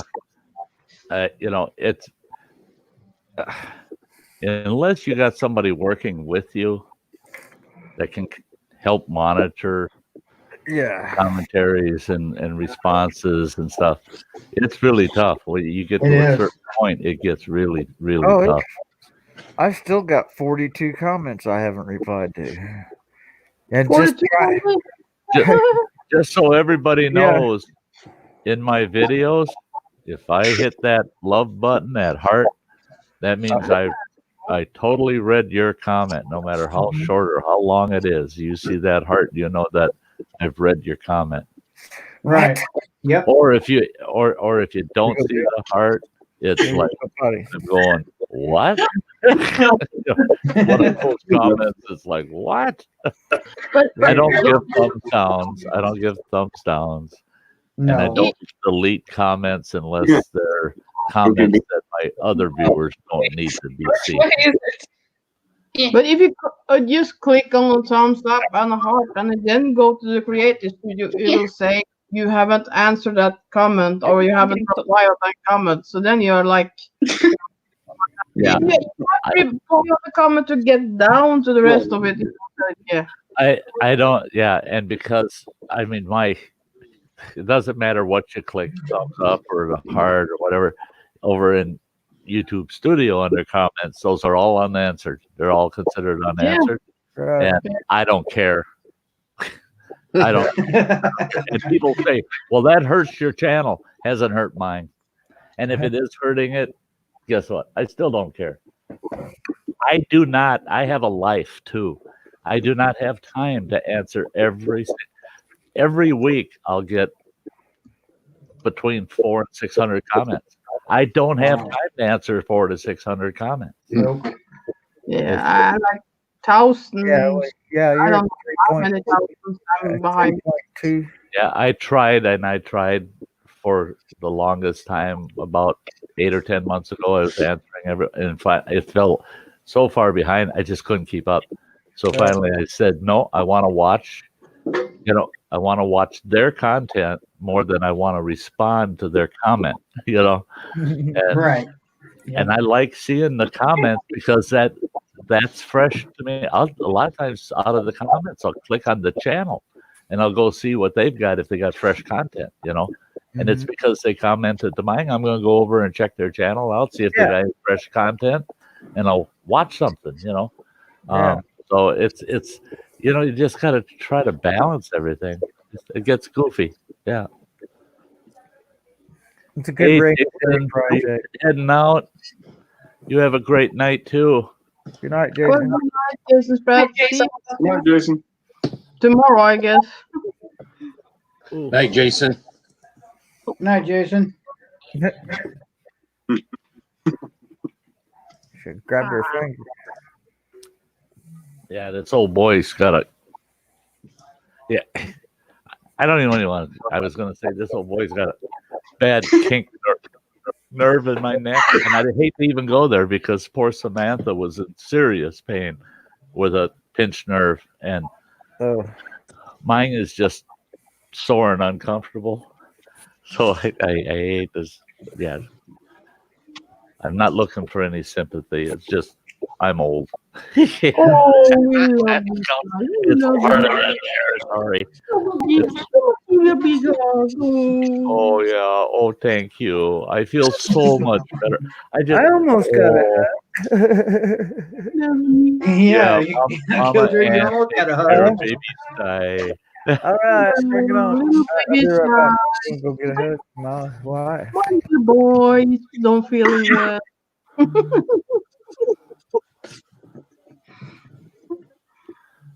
Yeah, responding to all the comments is is kind of. Sometimes I feel real disappointed myself, but I have to remind myself that, hell, I can't get to Walmart and buy out the toilet paper if I'm answering all these comments. Exactly. Right? Yeah, priorities, right? I mean, Exactly. Yeah. I was like moderated like 17, 18 hours a day, and then you have to like respond on comments when you got subscribers to subscribe to you. And then you don't have time. It's not enough hours That's- in the day to like do that, you know. And I saw it. I'm far behind. yeah. Yep. Gosh. So you got any adventures planned this year, MT? Got any special adventures planned where I can hope for some video, maybe?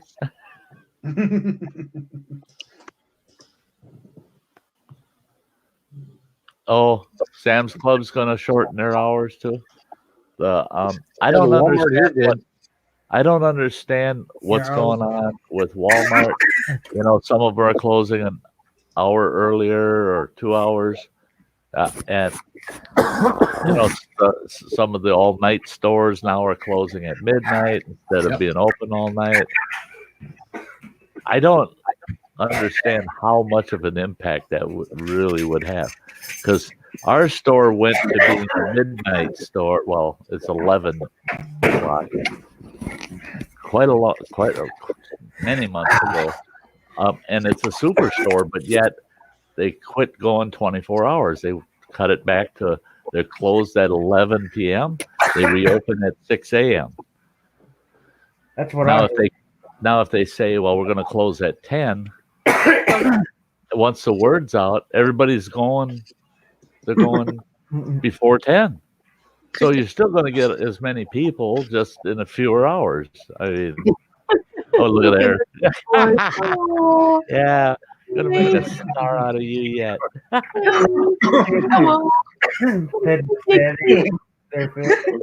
reach over Penny's belly. Yeah, MT. I don't know how Dave does it over at Really Big Monkey. I don't get it. I do not get it how he does it. Yeah, he's cool, isn't he? Oh, you got a canoe trip this year. Awesome. Get some footage. And a lot of it. We're gonna try and do a canoe trip this year. I'm hoping. That'd be a trip to go do a video with one big monkey. With all of this virus stuff going on and closing and everything, still got to see. I'll know by the middle of June whether I'm going to just cancel trips this year and just stay local. If I stay local, it's going to be out in the woods. Right. 80% of my time to be actually out in the woods. Yeah, something like that. It's like, oh, what was it? But it was like, because of the coronavirus, I'll be out on the lake. And I said, it might be the safest place because you're out in a boat. He said it's because of the coronavirus, he's going to isolate himself. And he was in a fishing boat sitting out in the lake by himself. You know, I was like, that might be the safest place to be, you know, out in the boat fishing by yourself. You know, nobody else around. Because them fish ain't got no coronavirus. Yeah, and I'm catching my food. Yeah. Yeah, that's Over here in Michigan, you'll see guys out on the lake, and they'll have like a little grill set up on the front of the bow, and they'll be catching their fish and eating them right there on the boat. Wow. Yeah. That's pretty neat.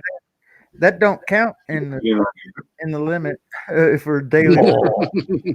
Oh, that's right. MT, you're doing 10 days with AK Driller.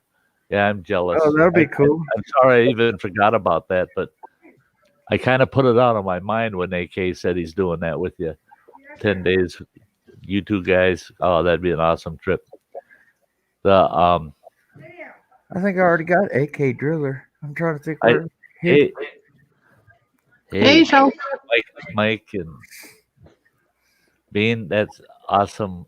You know, might be off the Tyler. I see Cindy must have put that in there. That it's a good time to visit some historical sites around you. Yeah. You know, I really don't think there's going to be a mad dash of people out going to outdoor locations like that. I don't think there's going to be a mad dash of people. And yeah, we it's a have good a opportunity. mad Sty. We kind of have a mad dash going on this weekend right now. We have spoonbill season opening. Snagging season opened up at midnight on Saturday night. We had the local lake pub crawl that people come down to go get wasted at every damn bar, and they still had that. So they figured the alcohol would kill the virus. Yeah, and they still I'm gonna try to figure out you Missourians. They still swarm down here. Yeah. Yeah, so I kind of quarantined myself to my laptop. I can talk to all these people without catching a virus at all. Yep. Laptop might catch a virus, but I ain't. That's what I was going to say. Your laptop might get a virus, but you won't, huh? Oh wow, MT, 150 miles down the Missouri. Oh, that would be That's a canoe trip. There you where go. You start? Yeah, that'd be awesome. Yeah, where you starting? Because I'd love to do that. I thought about doing that. I got that canoe race from Kansas City to St. Louis. Yeah, well, that's what he just said. He's going to do 150 miles down St. Missouri. We got some news from my niece that works down in the hospital down in Tennessee, and right now all the hospitals in Tennessee are overwhelmed with patients in the ICU. Yeah, they gotta figure out who's going to get the respirators and who's not. Right. And she said most of the time they're either dying from the lung problem, or 80% of them's dying because of the heart attack that it causes. See, the news ain't telling us that stuff. Yeah. I'm just staying clear of people. Right. Clear. Yep. Where you get Can't pulled out if you don't come in contact with it. Right. I buy my gas right at the pump. Don't have to go inside. Yeah, the hunt for heat. Yep. That ain't where. Not too far from Knoxville, exactly.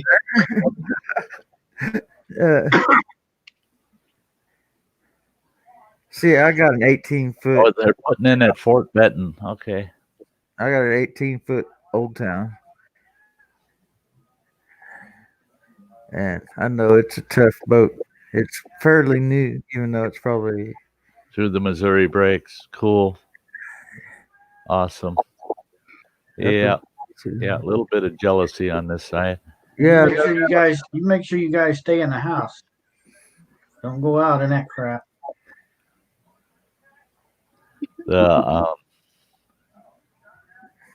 Yeah, I'm not gonna be going out and mingling with the crowds anywhere. I mean, I got to go to work, and I load semi trucks, and I got to deal with the truckers all day. But hey, I don't have to touch them. It's like the other day, the guy asked me, "Can I use your pen and make sure I sign in?" I said, "Yep, and you can keep it." Yep. There you go, Cindy. She says, "LOL." Maybe we will just sit on the porch and watch birds and local cows. LOL. Taking in the outdoors. There you go. Yeah. There you go. Woods runner. I grew up in Kansas City, so that's why I was curious. Grew up north of Kansas City. I was born on. Well, my dad was a river rat from Lexington, Missouri, and I was born in Richmond, Missouri, right off the Missouri River. Yep. That upper Missouri. Boy, some beautiful country in there. Hoping no matter what comes out, they try and kill us all. Chowder.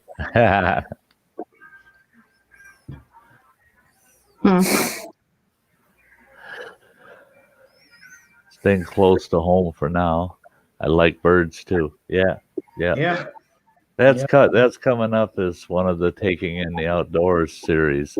That's one I've already done the recording for that. That's a couple weeks out. But yeah, bird watching. I tell you what, a lot of people think bird watchers are goofy.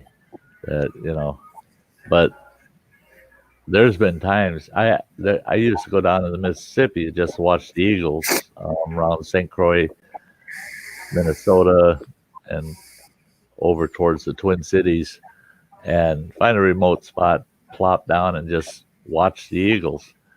And I saw more wildlife by just sitting and trying to watch birds. I mean, you're so busy watching birds, and then all of a sudden you hear a twig snap, and there's a dang deer. He's only about 15 feet away from you. Doesn't realize that you're sitting there, and it's like, whoa, hello, just by bird watching. Yeah, that's where I kind of call my serenity spot is like down over.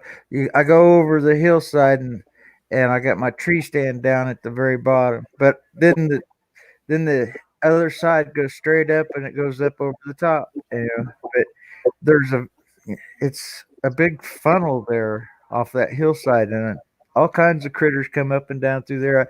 I'll go down there during the middle of the day and sit down just to chill out, and relax. Yeah. It's my little piece of serenity. Yeah, it's that time of year too. People are getting all their starter plants going, and I miss those days, man. Every windowsill in our house would have starter plants in it. Yeah, I need to get started on it, but I just don't have it. I hope I can find the energy for it. I miss it. We had a homestead for a few years, and I sure miss homestead. It's not that bad when you got kids, when they're already moved out and everything. Yeah, now you don't have no help at all. Oh, my kids were too little to be of help. It was more education for them to be involved. Right. Get them out there, get their hands dirty, and have them involved, and that was rewarding in itself. Just knowing that the kids are getting out there and coming in contact with everything on a farmstead, little farmstead. We had a few cattle, and I had ducks, geese, turkeys, horses, pigs. The pigs were the only tough thing on our homestead. Doggone kids kept wanting to name them. I told them, I said, kids, you're going to find out the hard way. You don't want to name those pigs. And they'd get mad at me because I'd chase them out of the barn if I caught them playing with the livestock that we're going to be eating. They go in there and they're playing with them and petting. And Squiggy, the one that we had, Lenny and Squiggy, and they're playing with the pigs all the time. They're messing with them pigs and playing with the pigs. And I guess you can pick out. Year was tough for them when we'd sit down for dinner and they'd be pouting. They go, "Who we eating tonight, Lenny or Squiggy?" Sorry, kids. I guess you call the ones that you picked out for the hams Cheech and Chong because they know they was going to get smoked. Yeah, name them bacon and ham. That's This is I'm going to smoke this one hickory, and that one's going to be peach or something. We had a tradition up in Minnesota where we had the farm. All the local farmers, is the same tradition. Every farm, it never failed. New Year's Day. A lot of other people are having a big family meal or whatever. No, New Year's Day. That was Butcher Day. That's when you slaughtered the hogs. It's on New Year's Day. January 1st. That's when it's time to slaughter the hogs. And I do, depending on the year, 1 or 2 hogs a year. And my neighbor, he'd be doing a couple for his family. So we'd team up, me and the next farm next to us. And when you slaughter 4 hogs in a day and you only got 4 people working on it, that's a lot of work. A lot of work. But we ate well the rest of the year. That's good. Off went the hams and the bellies to get bacon and hams made up in town. Our local smoker. Phil, that looks good. What the hell are you eating? It's not that good. He's not using Paper towels. It's hamburger helper. Oh, hamburger helper? Yeah, that's Hamburger helper's awesome. Depending on which one you get, it can be good. Well, when I first came in, when I was eating, I had mac and cheese with chili, can of chili with no beans in it. Called chili mac. Phil, is that's the stroganoff, ain't it? Mm-hmm. I make that stroganoff hamburger helper, and I think it's the milk in it. I add just a little more water, and I put almost a full cup of sour cream in it instead of milk. Yeah. And I think it gives you an option, water or milk. You put extra noodles in it so it goes a little farther. So it's a little more bland because you're spreading the seasoning out across a bigger portion of it. I bet almost anything's bland to use, but that spicy stuff you eat, you ain't got no tongue left to have anything to be able to taste. It's bland. Yeah. Why do you think he eats bad tasting crap? Yeah, just freaking taste it.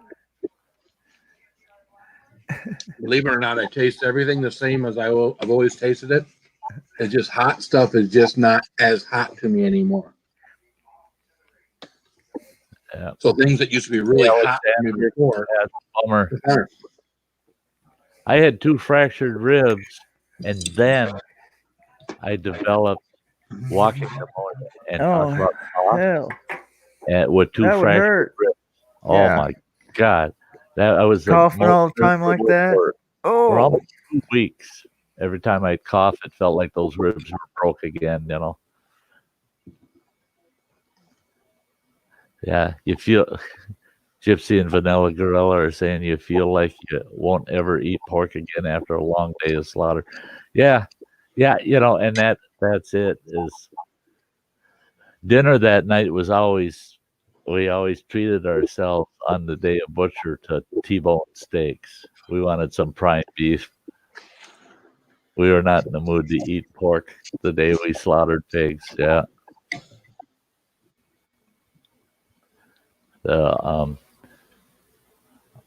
Our pigs went down fast. They went down fast. One quick bullet, then you bleed them out. Boom, boom. It takes about 30 seconds, and they're gone within a minute. But I did see this goofball city fella decided to try to be a hobby farmer, and he went to butcher his first hogs, and he had this big old hog, wasn't absolutely huge, but it's a big hog. It was pushing 550, 600 pounds, and he went into the little hog shed they had out there, and he wouldn't come out. So he crawled in the doorway of that thing with a 22 rifle. Oh, he man. did not know that his kid had swapped out for those little 22 cartridges of birdshot. Yeah. And he shot that pig in the forehead with that, and all it did was piss that pig up. And flying out of there wanted to tear him up, and he's just pop, pop, pop, pop, pop, pop, pop, pop. And I told him, and he shot him 4 or 5 times in the forehead. And know that thing just come out there madder than sin. Oh, man. Now what do I do?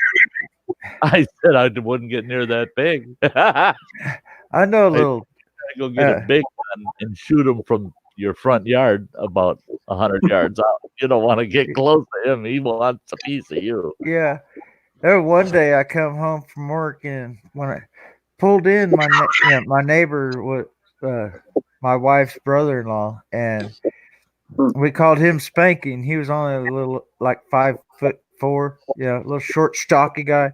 and he'd bought him a couple of pigs, and he wanted to castrate it before, for it to grow fatter, for be a ham hog, And I could hear when I come home, I passed his house, I could hear this squealing out of the well house, and the well house is like what you was talking about, that like a little hog shed, it was only probably 14 by 12, and it's just a well house, the shack, where we keep the well warm. And turn around, I hear all this squealing. So I got home. I'm like, what in the hell is all that damn noise? Because I knew he had his hog. It sounded like something was trying to eat it or something.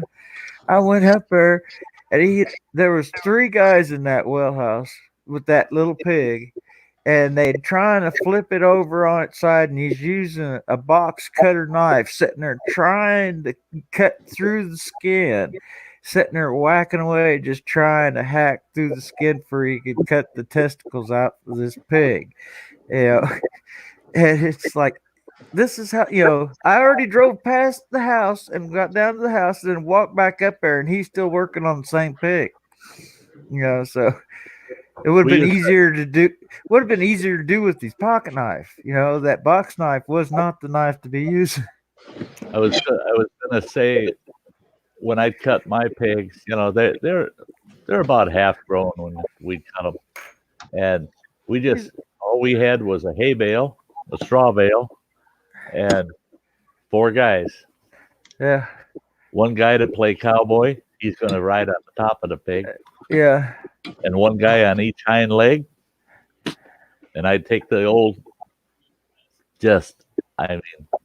razor sharp, army knife. Yeah. And then comes the spray bottle of iodine. So that's what he was trying to do, but he couldn't get. He couldn't get the little. It was a little. Usually got it bucked it was off. A little piglet. Probably about. I don't know. Oh, piglets are easy. You just use a wire cutter. Well, he couldn't catch it. I don't know, but he was trying to use a dull box knife on it, and it just poor little pig, because it's sitting there gouging at it, about 4 or 5 gouges, 6, 7 gouges there, trying to just cut the skin before he could reach in there and pull it out. I was like, oh God, poor little pig. I kept the sow 1 year, and her litter, I ended up shooting it in the butt with buckshot. But when she had her litter, it shocked the world out of my ex-wife. And hello, Lizzie Ann. Come on out here, and I want you to keep the sow occupied while I clip the babies. And she goes, "What do you mean?" I said, I need to castrate them. And she goes, "But they're just babies." I said, it's so much better to do it right now. You grab that little piglet, flip him over, and take the wire cutter. Yep, he's a boy. Nope, he ain't a boy no more. He'll let just out a pig now. But the minute you sit him down next to that sow, boom, he's attached and sucking, and forgets what happened. That's the slickest way to do it, but you don't get any Rocky Mountain oysters, They're not, you're talking about something smaller than a peanut, little tiny peanut, So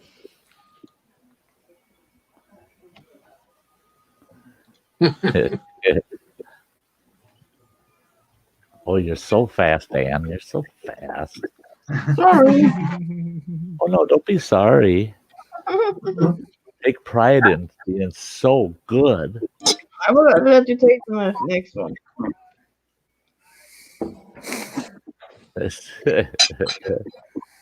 Yeah, snip, snip.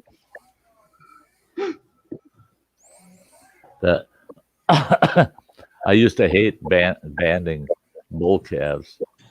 Yeah, I just never felt good about banding them. Heck, I could buy a bull calf so doggone cheap. I couldn't help myself. But if the farmer said, "Yeah, if I got to band them, you want a steer, you're going to pay for them," and no, I'll take the bull calves, band them myself. That was another thing my ex-wife couldn't handle, was when I'd have to dehorn.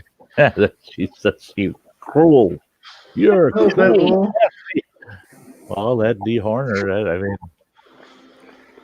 yeah, it's not a nice thing, but it's better than them boring me. Yeah. Hey, Pitbull, good to see you. Hey, people. Hey, Pitbull. She doing? Yeah, he's sorry that he's eating his dinner. That's nothing to be sorry about. Nothing. Nothing to be sorry about. We had corned beef and cabbage tonight. I'm having mac and cheese with hot sausage chopped up in it, smothered in hot pecani sauce with a dab of sour cream on it. That's what I'm having for dinner tonight after the stream. Yeah. Hey, good night, Freeman James. Good night, Freeman. Good night. Good night, Freeman. Well, thanks for posting that, Ann. You're welcome. You got hot sauce on that, Phil? A little Tabasco. A little bit of Tabasco. The way I see it, I'm not any hot sauce snob. I like the traditionals and I like the good stuff, nice stuff too. So I do a little bit of everything, You feel good now, Sty, when you took that one? Did I take it? Did I get it? Yeah, I didn't. I was going clicked to. On it, but it said error. I don't know why. Yeah, I yeah. tell you what. Shit on a shingle. Oh my gosh. Yeah, I've been craving it actually lately. Yeah, then I have to fix I almost made that the other night for supper. Because I like using those pepper gravy mix. You get like at Save a Lot, and mixing those up with the big flaky biscuits. Think you missed just a little bit. The last bite. Where's the dog at? Not you. I was talking to Phil. Yeah.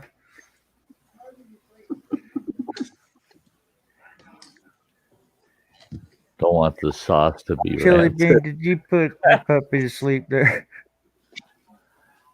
Look like you put him to sleep. Big baby. Yeah. Oh yeah, Louisiana hot sauce. I actually like Louisiana hot sauce. I used quite a bit of it when I was camping. Yeah. Yeah, it's not a bad off the shelf. I'll be right back. Hot sauce for flavor. I tell you what, I'm just kind of hooked. I got to order a new bottle. I'm down to just a little bit left. Is that was it? Lingham's. It's ginger garlic chili sauce. Did you see? Make those big. There are little piglets, and there was sound there. And it wasn't even her piglets, and she turned on my uncle and bit his thigh. He had a scar for years. Oh yeah. Look at that. I tell you what, I talk about comfortable. Yeah, let's get comfortable, pup. He's trying to get comfortable. She won't let him. Hang on. He's so cute. He's a baby. That's all they are too, is big babies. I mean, that is really a baby. Rocky. You big He's baby. a mess, I tell you. Hey, MT, you, God bless you too, and you stay safe, Woods, and I See you hope to later. talk to you soon, bud. I always like hearing from you. Love it when you pop up once in a while after you watch the video too. I mean, yeah, like I said, when you show up, yeah, makes my day. Oh yeah. Hey, I tell you what, there was a local farmer, dairy farmer, and every once in a while you'll have a stillborn calf, and I asked him what he was doing with stillborns, and he goes, "Oh, I just throw them out with the hogs." And I walked back and I was looking at his hog pen, and I had this stinking boar charge me and slam into the fence. I thought, you bugger. And he wanted a piece of me right away. And then I realized the sows that were out there too. They come over and join them, and they're all slamming in the fence after me. And my buddy come on, he says, whoa, whoa, whoa, I wouldn't get that close to the damn fence. And I looked out there, and yeah, there's nothing but calf bones laying all over the place. And yeah, they're feeding the stillborns to the pigs. And I said, that was one thing my grandfather taught me. Never give pigs blood, because it's too easy for a pig to become bloodlusting. Where Really? Yeah. We were butchering chickens one year and giving all of the scraps to the pigs. Well, those scraps, as we're butchering them, were warm. And my grandpa come out, because he put us on the task of butchering all these chickens. There was like 150 of them we processed. And we're throwing them in the trough for the pigs. They're just chowing them down. He come into the farm and he says, how's the butchering going? Good. He goes, where's the bucket with the scraps in it? Oh, we've been feeding them to the pigs. No more than that, my uncle comes running from the pig hut. We called it the pig hut. It was just a small barn that the pigs would go in. He come running out of there, and he's got a big boar pig right on his tail. And that boar pig literally went blood wild with it. My grandpa ended up having to put him down. It wasn't good. Walking through the neighborhood got stuff on my mind. I'm watching here live stream at the same time. There you go. Have a nice walk there, people.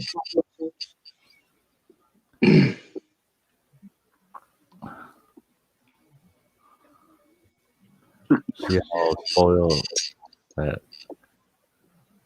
Sounds the quiet people down there. And Jan and You did what to who?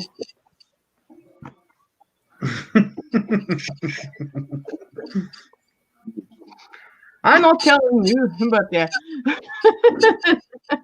I was wondering about the people downstairs there. Jan, the heat for hunt. The heat for hunt? What? How do you say that? There's a quiet. There's a quiet. Yeah. Yep. Poor Anne, yeah. Buddy. Get him. Your puppy looks like mine. Hello. Hello. Poke. Oh. Doll.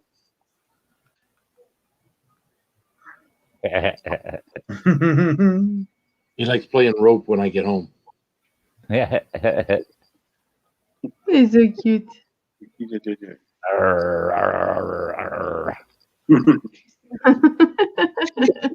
Jason's like, what? I never seen you play with him before.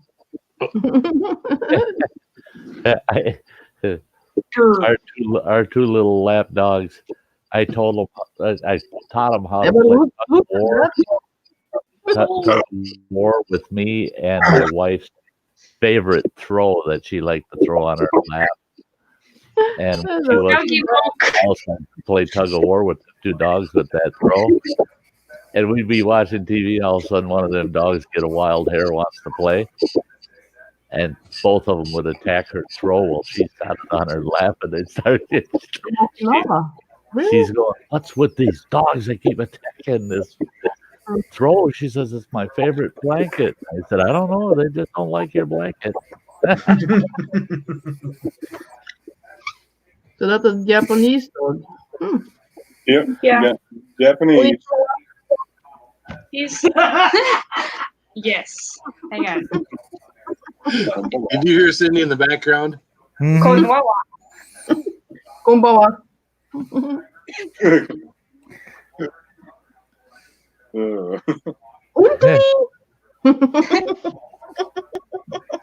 Hi.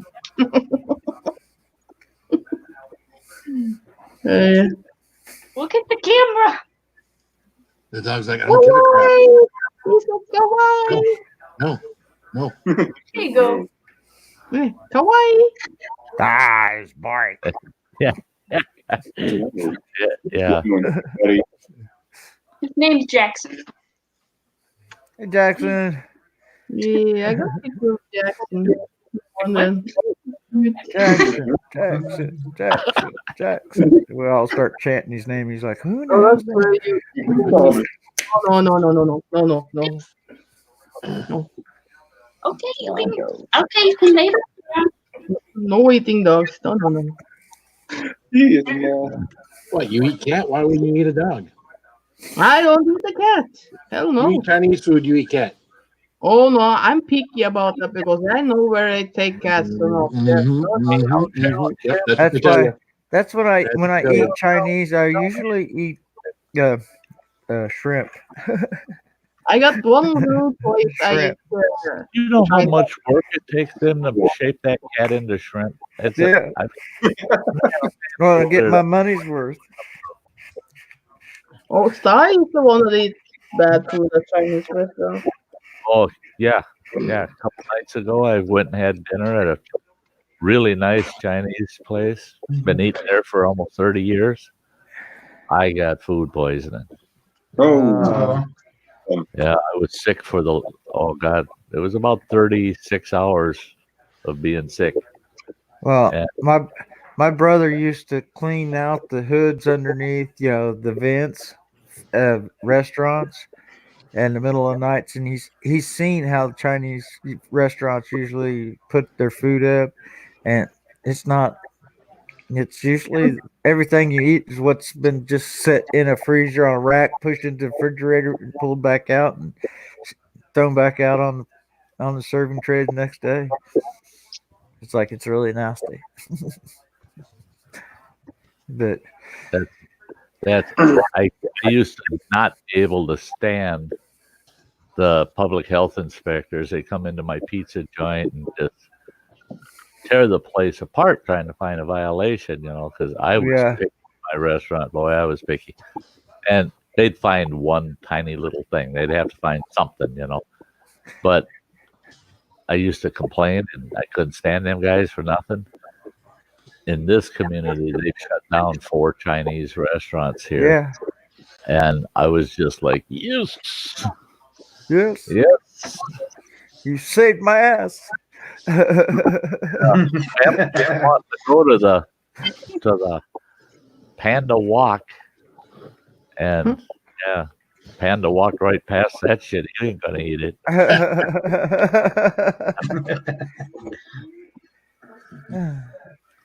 I think isn't that why the Magic Dragon got shut down, because somebody got sick? Several people got sick. Paula, Miss Killdeer, wasn't the Magic Dragon what got shut down because a bunch of people got sick?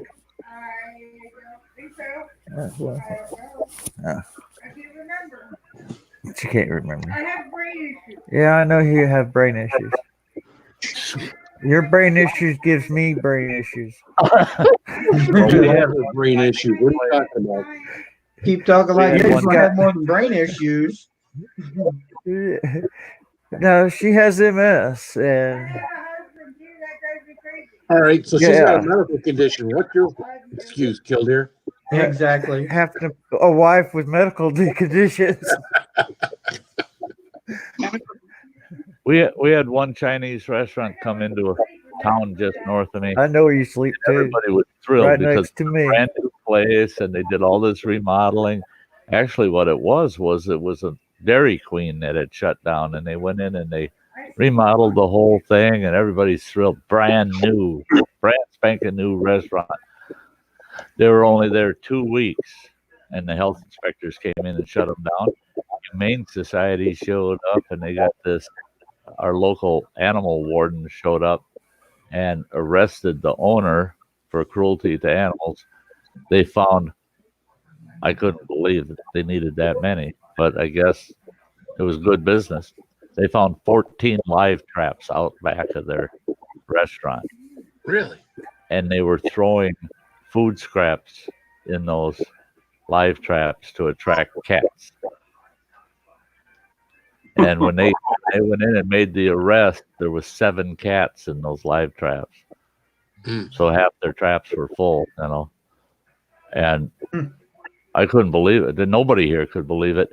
And the press, even our local newspaper, they put an article about it way in the back of the paper because they thought people would go up there and burn the place down, and you know that these folks will never make it to trial. The locals, a lot of them have been eating the last Especially 2 weeks. they're the first 2 That weeks. place, you know, grand opening, and they found out that these guys were catching cats, and that's and the one fella, he said that. He said, no, we're not feeding those to customers. We catch them and find them new homes. Yeah, right. The thing is the newspaper said half of the cats had collars and tags on them because in Washburn, you're required to actually license your pets, whether it be a cat or dog or whatever. And they said half of them had tags. Oh, God. Oh, we're catching them and finding them good homes. I mean, yeah. Oh, that guy, he take 2 cat home tonight. He brought whole family to eat. Terrible.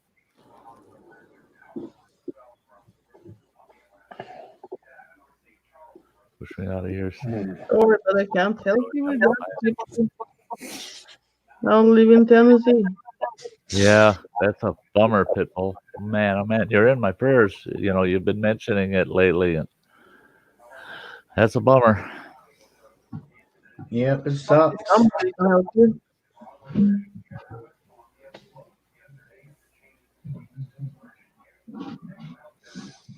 Yeah, you got you in our prayers.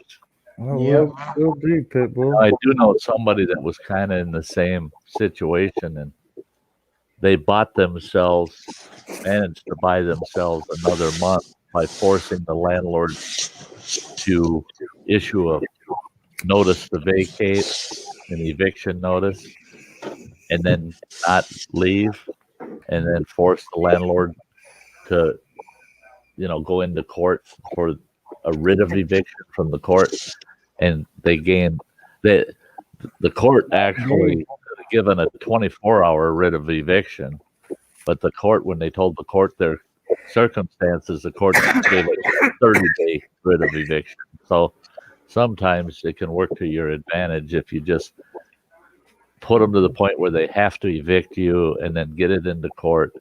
It gives you some extra time. But yeah, there's not a lot you can do. I mean,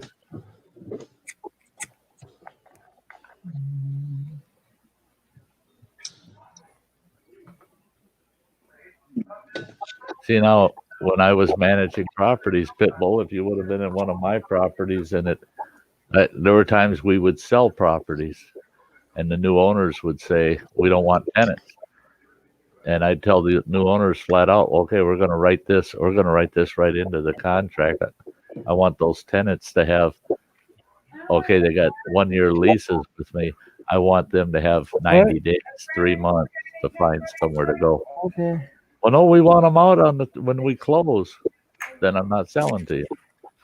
You know, and that's because I see the landlord's responsibility and the tenant's responsibility, but it's not reasonable in a lot of cases to say, "Hey, you're sure you paid your rent, took good care of the place, but you got to get out. You got to get out in 28 days or 30 days." I've had that happen. Where Hey, go fish. turned around and said, "Hey, go fish. We paid rent," and they said, next month you got to be out. It's like, yeah, we sold it. And that's the thing here is, you wouldn't even offer us to buy it, because we've lived here a year and a half. Couldn't that be a down payment? Over 90% of the property managers, landlords up here now, it's 30-day lease. Yeah, they want to be able to get you out. State of Wisconsin, they give you eviction notice. You got 28 days from that eviction notice to get out. And And yeah, they all went to 30 days because they want to be able to turn properties over. And I didn't like that. I didn't like that crap. I had good tenants, good properties, good tenants. They all paid their rents. They all took good care of their properties. Hmm?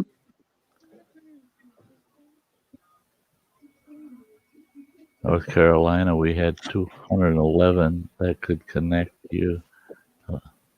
Local That's resources. 211, the phone number. Oh, that's the phone number? Yeah.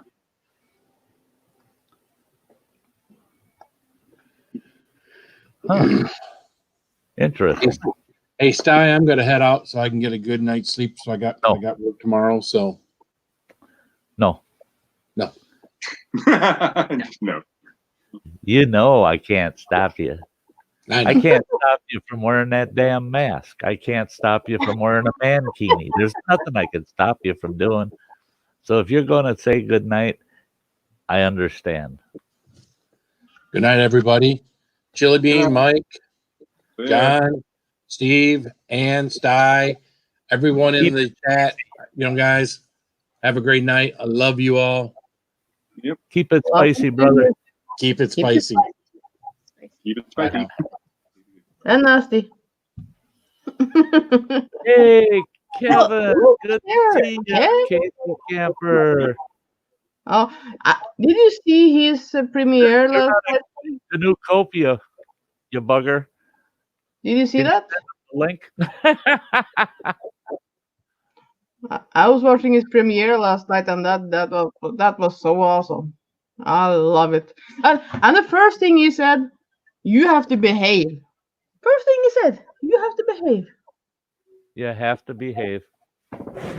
So she mutes herself. Yeah. And says, you have to behave. And then she mutes herself because she must think that's the only way she can behave. I mean, for crying out loud. I was going to say, I hope John or Kildare come back because they're both. Everybody's muted. What? I was starting to wonder if me and Mike and Bean were the only ones that could behave, you know. Well, I know about me. Chili Bean. Well, at least you're a man of discipline, you know. I'm just fluffing the dog's tail. Poor thing. It's good to see you, Kevin. It's a bummer Canoecopia was canceled. You know, it's How you doing, Kevin? with everybody else canceling everything, but I know it was. I was kind of upset about that because we were going to go. She's like, I wish they wouldn't have canceled because we were going to go. Yeah, I know, but things happen. Yeah. You know, and not knowing how long and how far this thing's gonna, you know, how much reach it's gonna have. You know, we've got tentative plans for the middle of July, but that's really not that far out there, you know. No, it's not. And we don't know enough yet to really know, is it even worth the trip, you know? If there's going to be any kind of travel restrictions or anything like that, the scare's still out there going on. I don't want to deal with it, you know.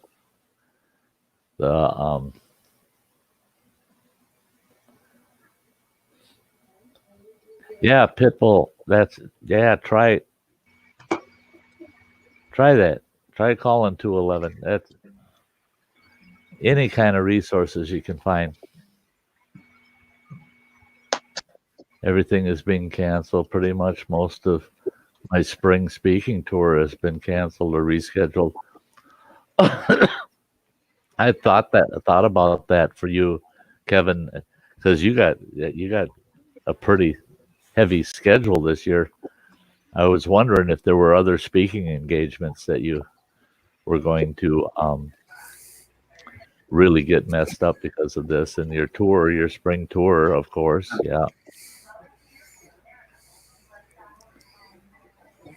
Well, see, now everybody should go out and buy KC Happy Campers, Kevin Callan's books, being that you're all stuck at home under self-quarantine, and read his books. You'll learn all the canoe routes up there in Canada. 30 of the 32 have been affected. Yeah. Oh, man. But life goes on. Exactly. And that's the whole thing is it's just life goes on.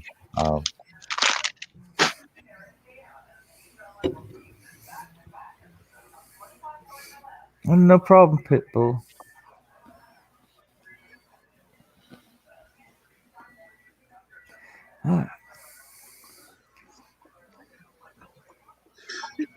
I'd rather be outside than I would be anywhere else.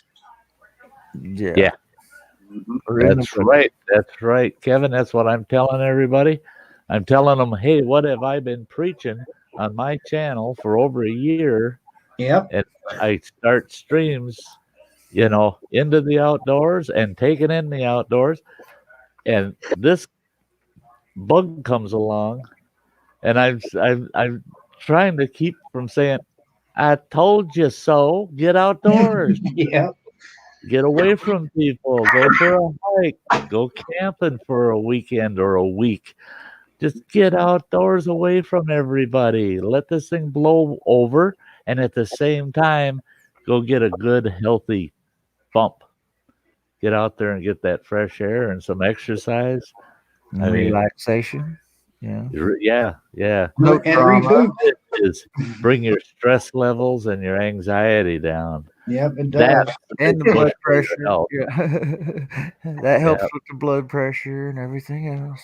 That's how we reboot ourselves. We go out hiking and camping and fishing. And then you Yep. Just wake up the next day a happy person. Vanilla Gorilla. I went out and sat in my lawn chair with some tea in this last snow. Well, thank you very much. Did you? Oh, and then they say thanks to you, Sty. Well, thank you, and I hope I hope it refreshed you a little bit to just sit there and take it in. Yeah. Yep. Rain. That's an issue, isn't it? For me up here. Yeah, so does mine, Humphrey. Winter don't end until April 1st. I mean, we could get a couple big snowstorms yet. And this week, the highest temp forecasted for the next 7 days is 35 degrees.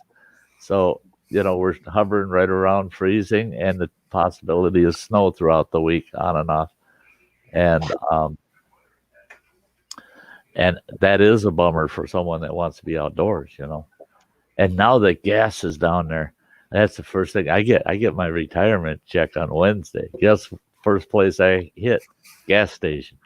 I fill that big old King Ranch of mine right up to the cap, and I'm out on the road. I'm going to go cruising and see how far I can go in the backcountry with the truck this week. So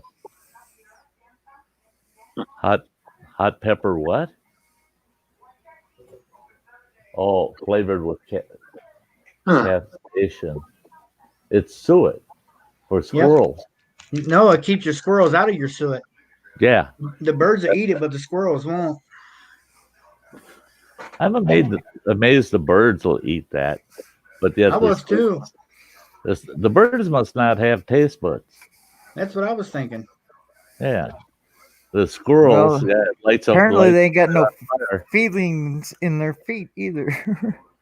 Hey, Roman. Yeah, I'm back. Hey, Roman, how you feeling? So, is Kevin coming up? I don't know. Did you send him a link? No, but I can. But yeah, if you want to come up, send him one whether he wants to or not. At least he's got the opportunity. Yeah. Thank you, dearie. You're such a sweet girl. She's my anchor. She's my anchor. She keeps my boat from drifting downstream. Oh, that sounds so sweet. Yeah, I don't know Ouch. about Alabama, but I don't know any place in the country that they can come and remove you with the cops without a court writ of eviction. They have to have a court order to remove you from the property. Oh, well, Because unless you was trespassing on that property in the not a first criminal place. matter. The police don't have any jurisdiction until the court orders it. Because then you're violating a court order, which now is criminal. So Roman's still married. Are you? I just thought. Roman. I got a Weather Channel notice. It says expansive storm will cross the country this week, and rain and snow stretch from California to Massachusetts. How are you feeling now? There you go, Cindy. Yeah, when they come to evict you, go, yeah. Oh shit! I think I got that corona crap. Yeah. I had this guy that just flew in from Tokyo, and he's just stopped by to say hi, and he sneezed on me a few times. And he comes from Washington State. Yeah, and then Alabama put that house on quarantine for at least 14 days. That'll give you an extra couple of weeks. Yeah, but I don't think you'll get much moved out of the house by then. Did they hear a sound? Well, it gives you time to get it all packed. Yeah. Ready to go on the last day. Matter they might burn it all. Is somebody in the basement now? Or was it somebody else? Nobody in the basement. I've been trying to keep a close eye at the basement because they'll be down the lowest ones, Hey, Nick Jones. Brutal crime, still married, don't kill time yet. Mango habanero hot wings help me sickness.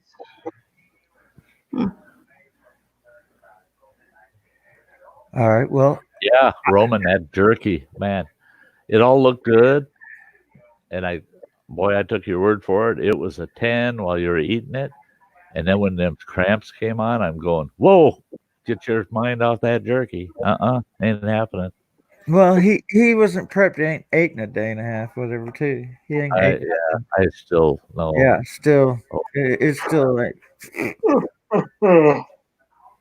Oh, Roman, man. Thanks, Mike. Oh, hello, Roman. Yay, Roman. Oh, my gosh, Roman. No, not that one. Oh, my gosh. That's too much, pal. That's you're not. You don't need to be doing that. Maybe he's drunk. Really, Roman? You have to. Oh my gosh, Roman! Still haven't eaten. Bud. All right. Well, how many beers have you had since then?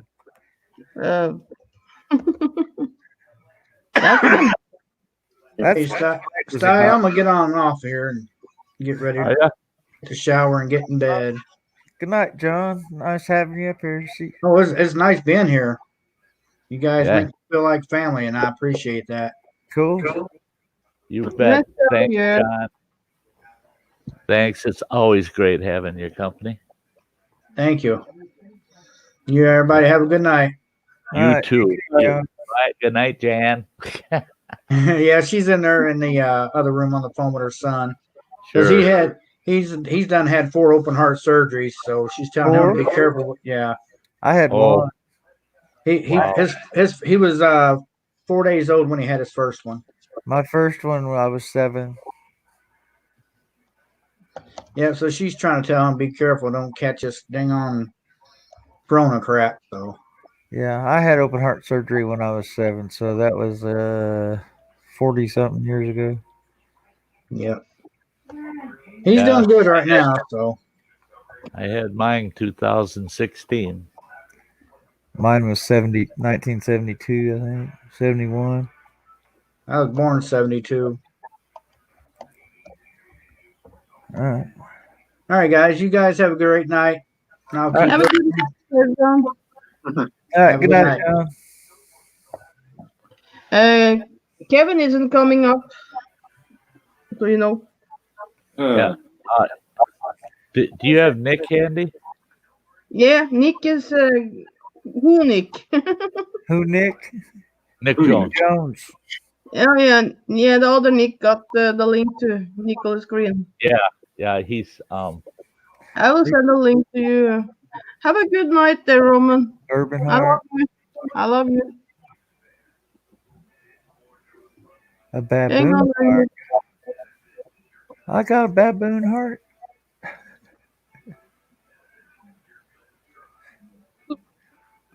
Really? Might have a baboon heart. I don't know. the yeah. An Roman like an untamed heart. Okay. McCoy's That's okay. like why I got a baboon heart. Like got me scratching my head. What do you mean? I know, right? Oh, look at here. I feel thank you very much, Kevin, for coming and joining us. Hello. Hello there. Hey, Kevin. How's it going? Kevin, come up. Hey, Kevin. It is good to see you. I was trying to send Chris Ann a note, but I don't know. Technology is falling apart. The world is falling apart. It's all to do with you, Sty. It's all your fault. Yeah, it's my fault. Hey. Oh, my fault. You know, his fault. You can blame me all day. I don't mind at all. Doesn't mean I'm going to take the blame, but you can go ahead and blame me. Oh man. No, I was just talking to my sisters for the most of the night. So I was listening in and then back and forth, whatever. And my one middle sister, her daughter lives in Texas, so she's all a different perspective from Canada, United States, and we're talking about that and healthcare and everything else. And very intriguing. What's new? What's going on in the world? What's happening? Yeah. I got plenty of toilet paper. Started. Oh, I just love Kevin. Don't go to Walmart for toilet paper. That's all I got to say. Hey, Kevin. I got a post on my Facebook yesterday, I believe it was, from a gal that I follow, and she said, and she's avid outdoors person, and she's a paddler, and she says, I'm not worried about the toilet paper thing. Yeah. And she posted 3 pictures of the best plant life to use for toilet paper out in the field. Poison ivy. Yeah. I got on there and I chewed her out. I said, now all these townies are going to be running out to our favorite outdoor location, stripping our TP bushes. I said, now what we gonna use? Want them outdoors, but we don't want them out there to strip all of our good TP bushes. I said, you should have posted stinging nettles, poison ivy, poison oak. You know, because true outdoorsmen would have known better than to use those. Oh God. We would have thought, it'd be like a Tide joke to us, Tide Pod joke to us. Yeah. Interesting story. I was telling my students, but now I don't have my students for another 4 weeks because it was all banned for that, whatever. But this is a good stuff. Well, not good, maybe not good, but a few years ago, I had this job where I interviewed 3 hermits that lived in the woods on their own, all separate. Okay, go ahead. So they decided to live on their own in the woods, and I went to interview them for a magazine article. And I asked them all these questions. So in one, what would be the war of the world? And they all said water. Water beyond oil. Water will be the war. But I said, what would be the demise of the human species when things all go wrong with the Gaia, the whole nature takes over? And they said all of them in separate interviews said self-interest will be the end. And I find that interesting now, this whole week that was going on, because I don't know about you guys, but I was at the grocery store the other day getting my supplies, resupplying, and everybody was calm because we're in Canada. Everybody was calm. And this one woman went to leave the line to get something else she forgot to get. And she came back And she goes, is that okay? I went, yeah, I know. You were in front of me. Like, I get it. Everything's fine. The woman behind me that was trying to get in line said, oh, hey, that's interesting. And she said, I was in line. And the guy behind me goes, wait, no, you were not in line. You're faking it. And all anarchy happened. Like, it was like, it was a big old brawl. It was insane. It's like, I want to go to the woods right now. Yeah. So here's a question for all you guys. What do we do? Do we go to the woods, or do we actually go and deal with the normality of things and try to help things, or do we run away into the woods? I'm not sure. You do the next right thing first. The thing is it's like I said, okay. You help. If they're going to be rationing things, if it goes to that point, like you can only get 2 packs of toilet paper. Yeah. Well, I know how long a pack lasts me, and it's going to outlast the virus. So, yeah, I would go get my 2 packs of toilet paper. And I do know several people, they're not mobile. They can't get out. They got to depend on some form of transportation from someone else to even go shopping. They're challenged, physically. I would go to their house, knock on the door, and say, "How are you on toilet paper? I got an extra pack," and I'd give it to them because I don't need the extra pack. I need the 1 pack. That'd be doing the next. And then I right stopped thing. and I asked myself, "Am I the only person that would do that?" No. Yeah, Sty, you need to really. And the thing is my plans would be to get away from people, but that doesn't mean on my way out I can't help a couple on the way out the door, Yeah. And but the thing is the hard truth of life, and it's the same way with wildlife. You'd be more likely to help the person that needs it. That's not greedy. But the fact of the matter is, it comes down to survival of one. Are you going to survive? You have to weigh. Can I survive better in that group? Is this a predatory type situation where, the predator, if we're in a group, 2 or 3 of us will get it? Or am I even safer by being solitary and stepping out and away from it? And I think I would, and it's only because I have the skill set that I could step away from it. I could go out there for a month or 2 and monitor. I got radio. I can monitor what's occurring in the world, and when things settle down, migrate back in. So for my own health and my own sake, I think I would be forced to isolate myself by getting into the outdoors away from it. But that doesn't mean I wouldn't want to try to do what I could. I mean, for crying out loud, all of this, I saw it at Walmart too. I saw people that I know. I've seen them together, and they have conversations that are nice. They're talking about their neighborhoods, and they're not the best of friends, but they're good acquaintances, and they're arguing with each other in Walmart. And I'm like, nothing in this virus should lead any of us to argue with each other. If anything, we should all shut up and listen a little more to what people have to say, and then weigh everything, all the opinions, all of the facts that we can gather, and then make our own judgment of what's best for us.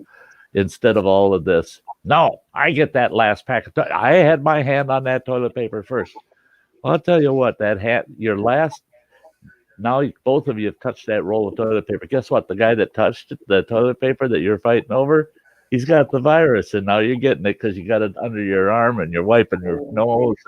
And there's too many variables involved to take this so personal that we start to hate each other over it. I mean, that's ridiculous. Yeah, I don't know. How do you guys feel? I always do in leadership too. Like at the grocery store, when it all happened, the woman that actually ran the grocery store, she was top notch. She was actually helping bagging and calming people down. She said, "I would give everybody snacks right now, but of course that would be wrong because everybody's touching everything." and you can tell she's trying to calm it down, but she wasn't doing it for her benefit of business. She was actually trying to make sure that the shit didn't go down. And everybody in eye level were then calmed down, except that one individual that was in high anxiety. That I'm doing this, I'm getting out of here, and it's like, yeah, that's wrong. And the majority of us looked at her. It's like, this is wrong. What you need to know is wrong, right?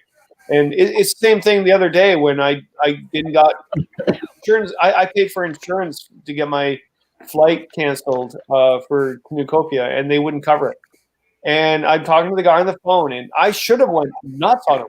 I should have went nuts on this guy on the phone because they were running me down the ringer, right? Right. And I said, what you're doing right now is wrong. You need to know that. You need to know at the end of the day, I will suck up the $600 that you ripped me off, but you as an individual need to know what you did right today was wrong.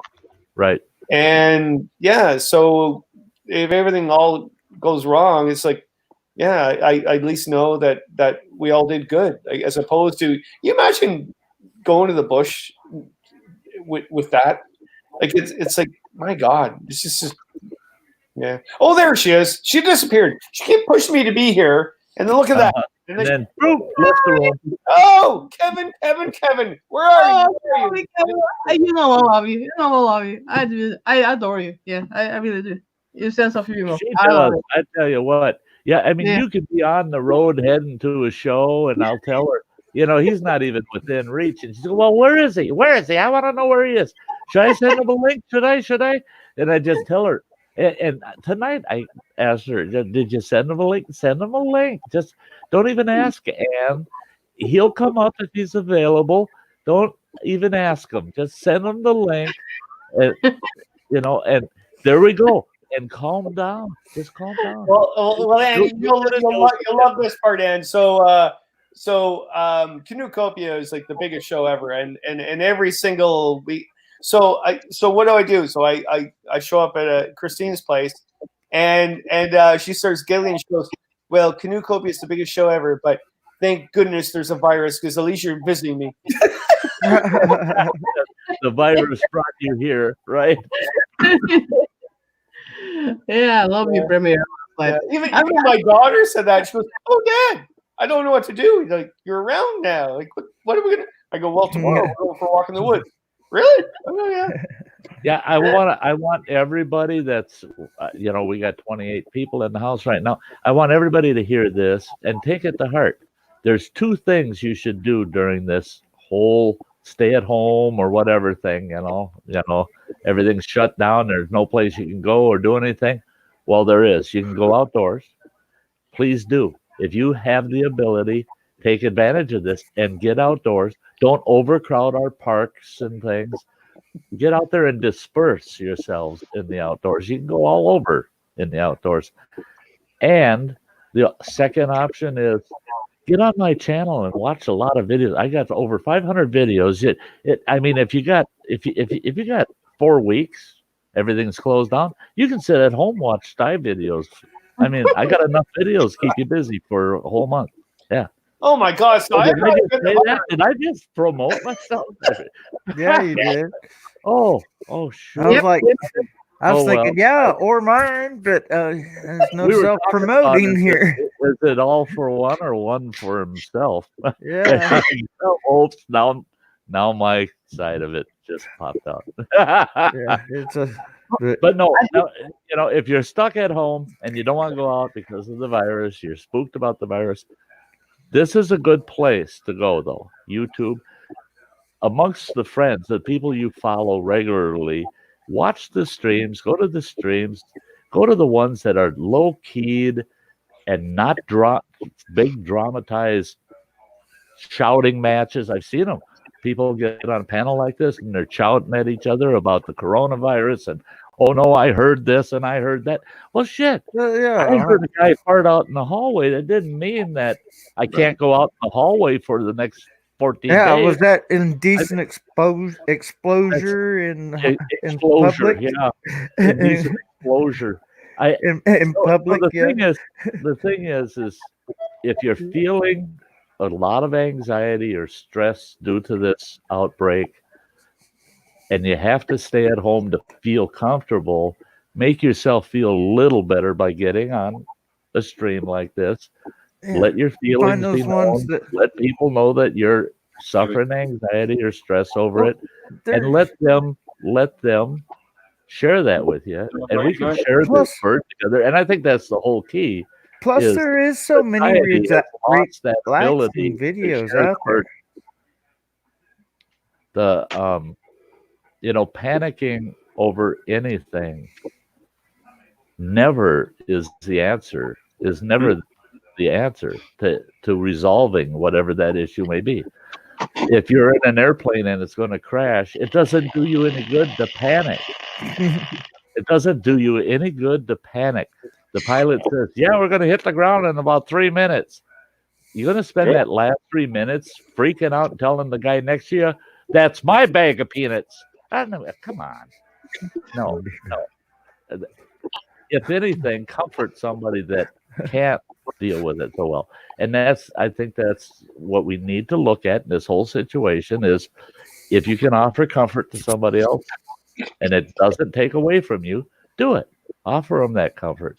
And that might just be an ear to chew on, and doggone it, the human race has survived much worse than the coronavirus. I guarantee you. Look in history. And the human race has persevered, so don't worry about it. Don't panic. Don't panic. Well, there's so many relaxing videos out there. People have these time-lapse videos of them being out on the ocean or just sitting in the wilderness. And, there's so many out there on YouTube that, you can drift away in YouTube forever. Yeah. Yeah. Just watching the whole fortitude, though, eh? Like, you get out in the woods, if you stay inside the whole entire time, after a couple of weeks, we're all going to go, boo. Yeah. That's it. That's why. Like, Ann. What? Yeah. What? I was behaving yesterday. Yeah. You did, actually. You behaved yourself yesterday. I was amazed with that. I said, hello, Kevin, like, yeah. And you behave now. First thing, you're like, yeah, yes. I should have seen the chat she had earlier. I was a very polite Canadian. I said, Ann, nice to have you on form right now. That was my first live stream, by the way. I did not know I did a live stream. It was an accident. I did not. He had an accident. No, I did. Had an accident right on YouTube. On here, but I didn't know it went live stream, and all of a sudden people started talking to me. I was like, oh my god! And you go on. I really like that. And goes on and said, "Oh," I said, "And you behave yourself, and this is okay. Like." And then all of a sudden you started showing your boobs and everything. It was disgusting. It was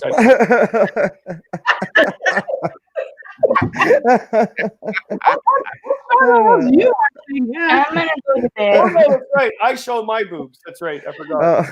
Yeah, I think so. Yeah, and somebody else in the shower. Yeah. I thought they would have some else shower scene, but I didn't see that. Yeah, I was waiting for you in the shower, but yeah. Oh, that was going to bed, y'all. Yeah, Andy's much better in the shower than I am. Hey, are leaving now? Night, Leland.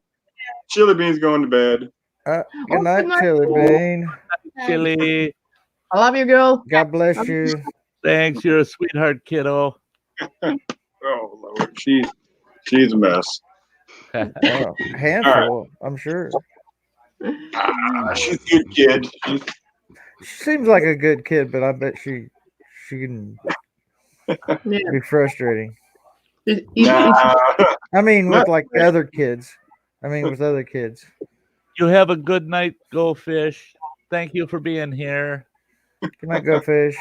Good night, I Go raised Go Fish. in my first marriage. I was outnumbered 5-1. I had my wife, then my sister-in-law. She was 14, and really she was supposed to be my niece, but she was legally my sister-in-law. So that put this 14-year-old right next to mom and on rules in the house because we lived at dad's house. And my wife had 3 daughters. And I think that's 12. Let's see, 12, 9, 8, 12, 9, and 7 or something like that. Oh man, I had 4 girls and my wife. You're getting old, Killer. Yeah, well, they weren't mine. I don't have no kids. They weren't But mine.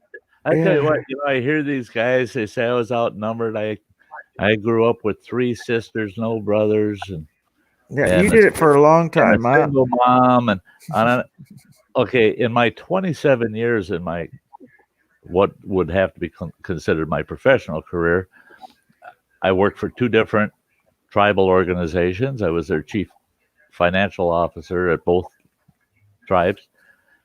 And the one tribe, I had a staff of 18. Every single one of them was a woman. The other tribe, I had a staff of 21, and I had one guy on my staff. And it was only because he survived the gauntlet of the other 20 women, and everybody said, Sty, what the hell's wrong with it? Why do you have nothing but women working in your whole department? They're best qualified. I told him, I said, I hired people based exactly on their qualifications and what I read out of their interviews as being stable. I wanted them to be stable and dependable. And one thing I did find over the years working with women is when I gave them a direction and I told them this has to be done, It'll get done. they'll come running right to me. Say it's a 5-day project. They'll come running right to me the morning of the 3rd day and say, Sty, this ain't working. This is not. I'm trying to accomplish your end product, but this ain't working. Can you counsel me to complete it? Well, yeah, let's sit down for a half hour or so and take a look at your project, and I put them back on it, and it would get done. And Guys, believe it or not, guys would sit there and wait till the 5th day and not have the project done and say to me, well, I ran into this problem, that problem, this problem. And I tell them, when did you run into those problems? Well, in the first 2 days. Well, then why the hell weren't you talking to me on the 3rd day? The women will come right to you and say, you told me I got to get this done. How do you expect me to do that? They're not afraid to speak out. Right. If they come to you and they got the confidence of their own education and experience to do the job, then when they get into a pinch, they're not afraid to speak right up. They say, hey, this is above my pay grade, buddy. I ain't getting it. You're going to have to help me. And that's what I was there for. I'm supposed to be a leader, and Right. leaders don't sit on their hands and wait until the project is due and find out nobody did their job. So yeah, for 27 years, I had nothing except one guy as my staff. They were all women. And I took a tribe that the federal government put on high risk with an anticipated removal of high risk of 20 years. They wanted to take the tribe into a receivership. And I said, no, don't do that to them. I said, we can clean this up. They had a huge embezzlement, internal embezzlement, $1.5 million, all stolen by the accounting division. It was 20 people all conspired, and they stole $1.5 million amongst the 20 of them. And they hadn't conducted audits on the tribal books for 5 years. They said that it would take us at least 10 years to catch up with the current, to keep current on our audits, plus get those 5 completed. And I said, no, I ain't going to take no 10 years. I said, I'll get them audits done within 2. And they said, and keep current? I said, yeah, we'll get her done. Their whole system had been intentionally corrupted. All of their data was destroyed, supposedly. I said, no, we'll get it back. We'll get it back. I sent the file server for our accounting division down to Florida to a FBI agency that recovers data from tampered with drives. It cost the tribe $45,000 for them to recover the data. Well, the tribe was supposed to pay $1.5 million back to the federal government because they had no audits, they had no records. How the heck are you going to fix that, right? Right. We would have to go to hard copy and recreate 5 years. No, I got all their accounting records back for 45 grand. We got all the books done. We got all the audits done in 2 years. The tribe ended up having to pay the federal government $83,000. So you put that together, maybe $120,000 total it cost the tribe. But they had a bill of $1.5 million that was wiped out. And it was all done with them gals. And we worked 12-hour days, 5 days a week. I worked 6 days a week, 14-hour days. And in 2 years, I told them, you're taking us off a high risk. And the federal government said, no, we told you it's going to take 20 years. I said, you're not going to find a tighter financially controlled organization as this one. We wrote all new internal controls, everything for that operation. So we sued the federal government for show cause. We said, show cause for putting this tribe on high risk and restricting their funds and their ability to conduct business based on something that doesn't exist anymore. We won. We won hands down. So the federal government had to back off. They had to say, well, yeah, you got it operating and it's operating. Well, the tribe said, we're so successful, shouldn't we build a new casino? And I just sat back. I'm your chief financial officer. I just count the dollars. So, I don't make your financial decisions. You have to make those. And they said, we want a new casino. And I thought, oh boy, I hope they don't screw this up. Well, then they tell me, guess what? Was just added to your job description. You have to spearhead it, and you got to get us the financing. I said, oh, geez. Oh, wow. I just saved you $1.5 million. What else do you want me to do? Well, within 6 months, we had the casino fully financed. Everything was ready to go. They're going to put in at that time, it was the initial investment was $50 million. And with expansions, the total project was going to be $500 million. They turned down one of my investors I brought to them, and that investor had the check in their hand, and their attorneys with them.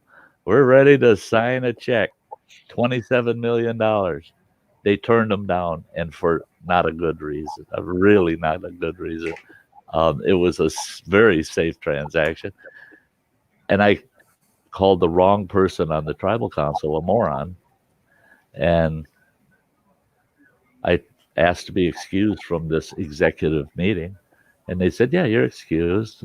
I got to my office. It wasn't 10 minutes later. The tribal chairman come in and he says, I hate to tell you this. He says, I voted no. And I go, for what? And he goes, you're fired. I said, really?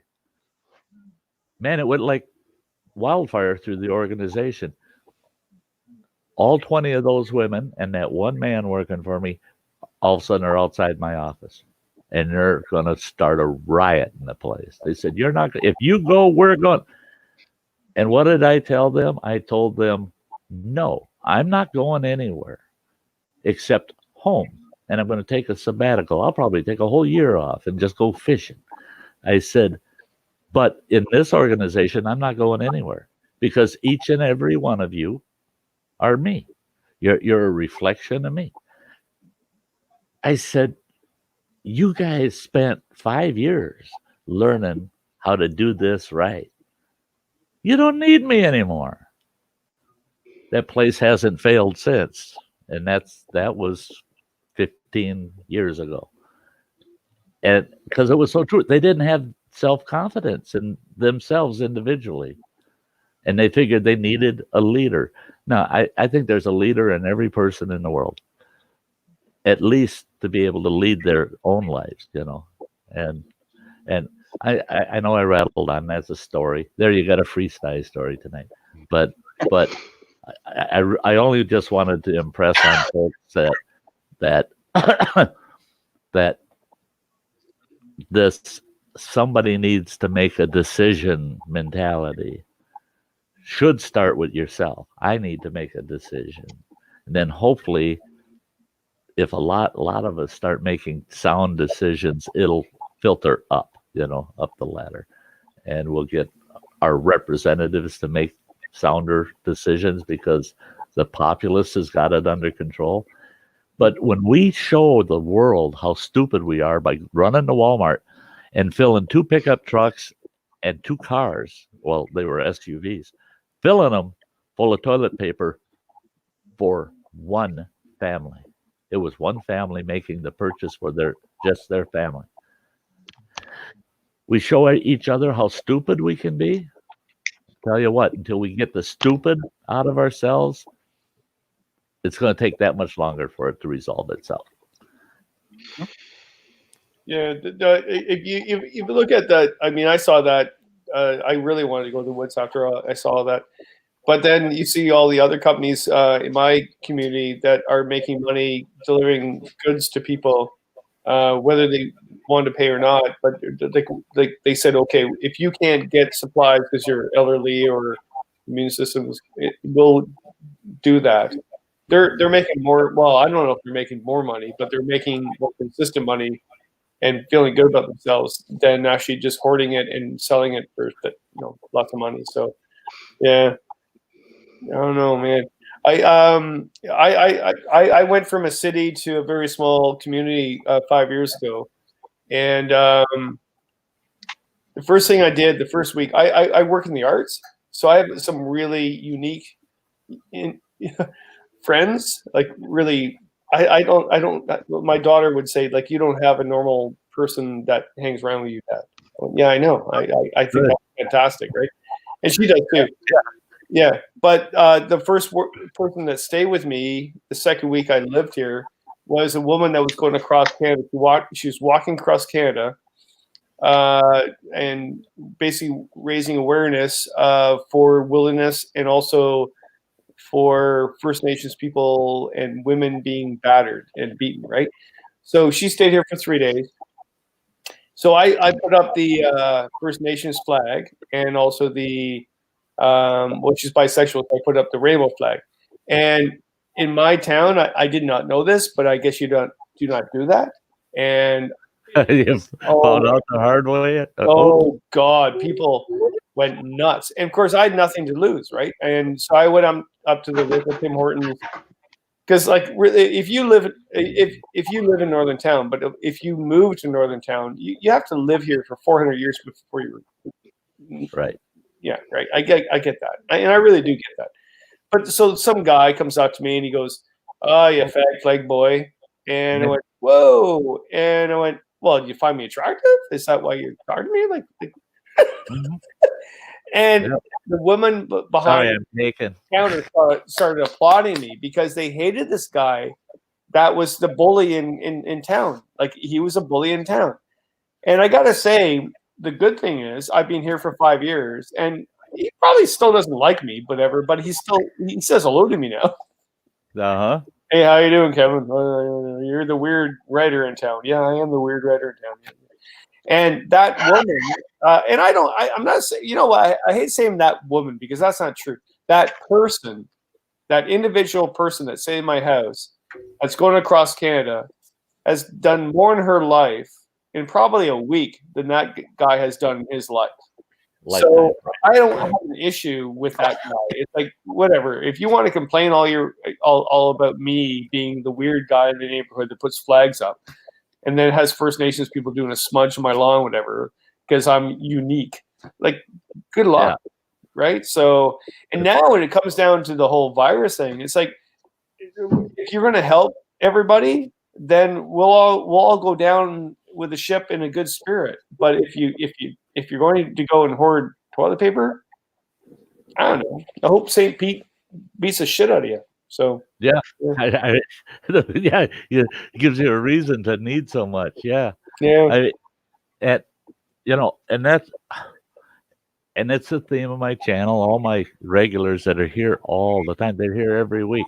They know that, and that's my life's position is respect. Respect.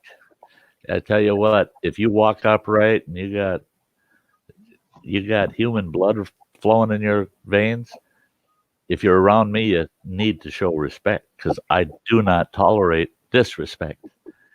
And no, I'm not gay, but if I have a gay friend, you better show them some respect. Because they're still, first and foremost, they're still one of us. I mean, I am so sick with society saying that I don't like your color, I don't like your sexual preference, I don't like this, that. Now, when it comes to violent individuals, violent groups, oh yeah, I tell you, respect is an exchange. You know, you show respect and the other returns it. Now you've just made a very valuable exchange. You show respect and then the person pisses on your rose bushes in front of you and says, that's what I think of your respect. Well, now all of a sudden you don't have respect anymore. It's not an exchange. Well, I guess this deal has been broken. So what do? You respectively put them out. You just say, yeah, I don't need you. Just so it's clear, I don't need you in my life. I would like to have you there, but you're not respectful, so stay back. Yeah. And they become excluded when you do that. And they start to realize. To make everything all simple, I don't really think of all that stuff. I work in a arts community where everybody's all unique. We don't know everybody's lifestyle. We don't really care. Well, that's it. That's why I guess that's where I'm going with it is I got to respect everybody because I'm not them. I don't know their lifestyles and what they do, but I find commonality with everybody. I know everybody that comes and hangs out here. They say, "Oh yeah, Sty, I can relate with this and that," and it's well, I hope it's because of my personal frame of mind that I find commonality with anybody. Guys, everyone, put your hands up. It's his beard. If what? It's your beard. It's my beard. Are they here for my beard? Well, yeah. I tell you what, if of course, if it's the beard that brings them in, that's cool. I'm good with that. If it wasn't the beard, maybe I had to switch to coffee and donuts or something, But everybody likes coffee and donuts. Well, I like your stories. The thing is if you don't like the beard, maybe we'll have to get you a cup of coffee and a donut. I don't drink coffee. But you like the beard. Oh yeah. Yeah. So see, you don't qualify for the donut or the coffee. That's come on now. You look good, Kevin. You look always good. You don't need a beard. Yeah. But it's so easy, and people It'd be so easy for him to grow a beard and go undercover boss or something like that. Yeah. I know it would. I can't grow a beard with shit, man. No. Yeah, I can't either. You don't need beard. No. Well, hello, Nicholas. Hello. Hey, Nick. I have tried getting in since I said I was getting on at dinner. Yeah, for a long time. Sorry, Nick. What? Oh no, it's good. I never saw you in the basement. No, because it was full panel all the time. So when he was going on, it was full panel. Okay, Nick's so he's not even trying to over. I'm leaving. Right. Nick's taking over. Nick, don't get pressure. There's nobody else. There's nobody else in the line. No, I have to leave. I'm serious. I'm done. Hey, you got a month off. Don't you be telling me nothing. I don't have a month off, for God's sakes. I have no income coming. I've got a meeting in the morning with Oh my God, I don't even talk about. But Nick, you are more important. Nick, If you leave now, I will be not the next live stream. Yeah. huh? Oh yeah. Okay, Nick. I'm signing off, Nick. But Nick, you need to tell everybody here how Sty is going to be the ruler of our commune. Okay. I don't do communes. I don't live in them. I don't run them. It's all Nick's time now. Sty. Nick is now in control. Okay. Good night, everybody. I want to clear. I will only be a guest speaker at a commune. I understand. Oh no, then Nick will be the leader of the commune, and you'll just be a guest. You have to drink up, Kevin. You can't leave before you drink up. No. Okay, cheers. But I really got to go to bed. Okay. Right. Oh, I had to switch. It's all to do with you now. All right. Forget the guy, beard guy. Okay, the young Nick guy. He's going to wear the purple. I'm not sure. I'm blabbing. It's all. Wait a minute. It's no. It's his fault. Oh, it's Mike's fault. That's Mike. The hunt for heat. Yeah. But Mike's like the rest of us. Go ahead and blame me. Doesn't mean I'll take it. You know? When it's all said and done, we always need someone to blame, and it's going to be Nick. Oh, Nick. Please, Nick. Yeah. Hey, we can blame Nick. He's got a lot. And Kevin. That's and he's you're bad. You're bad, Kevin. Oh my God, you're bad. Oh, next time I will be naughty in your stream. Oh, I will be naughty. Oh, just wait. Gonna be naughty over in Kevin's stream, eh? Oh yeah, I'll be naughty. He has to time me out over and over again because I will be naughty. Yeah. I will get. Yeah. Oh. You asked for it, Kevin. You asked for it. Oh yeah. I'm Sty. He just flew out of the basement. Yeah. So that tells me, Nick, you've been here all along waiting to get in here. Yeah. Because you had to have been watching for a slot, you know. I was like texting with him, and I'm ready. There was like an hour of the time that Ann was my messenger. Yeah. Coaching you. Open slot, hurry up, Nick. Right. Every time she said I go in, and then I look and it's full. Where is she?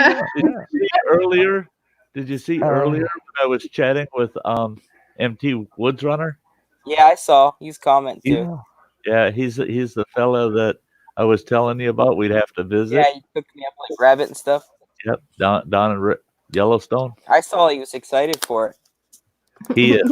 He is. He's been begging me to show up out there, get to my old stomping grounds, and definitely stop and see him. And he wanted me to do a paddle down the Missouri. He says, or the Yellowstone River, and it's just never worked out. And now, when I told him that you and I might just be out in that neck of the woods, and then it's you better stop in. Yeah.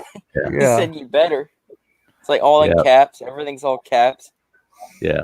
You would adore that man. You meet him, you just go, yeah. Now you're meeting somebody. I mean, I've seen him start bow fires, flint and steel fires, just like you're flicking a pick lighter, and in all conditions. I mean, he's an actual living, true outdoorsman. I mean, his element is in the outdoors. You could throw him back to the 1700s, plop him in the outdoors, and the only thing that would change is he wouldn't have his house there by Yellowstone to go to. Otherwise, he'd just go, okay, here we are. But and I look forward to you meeting him, Nick. Yeah, that'd be cool.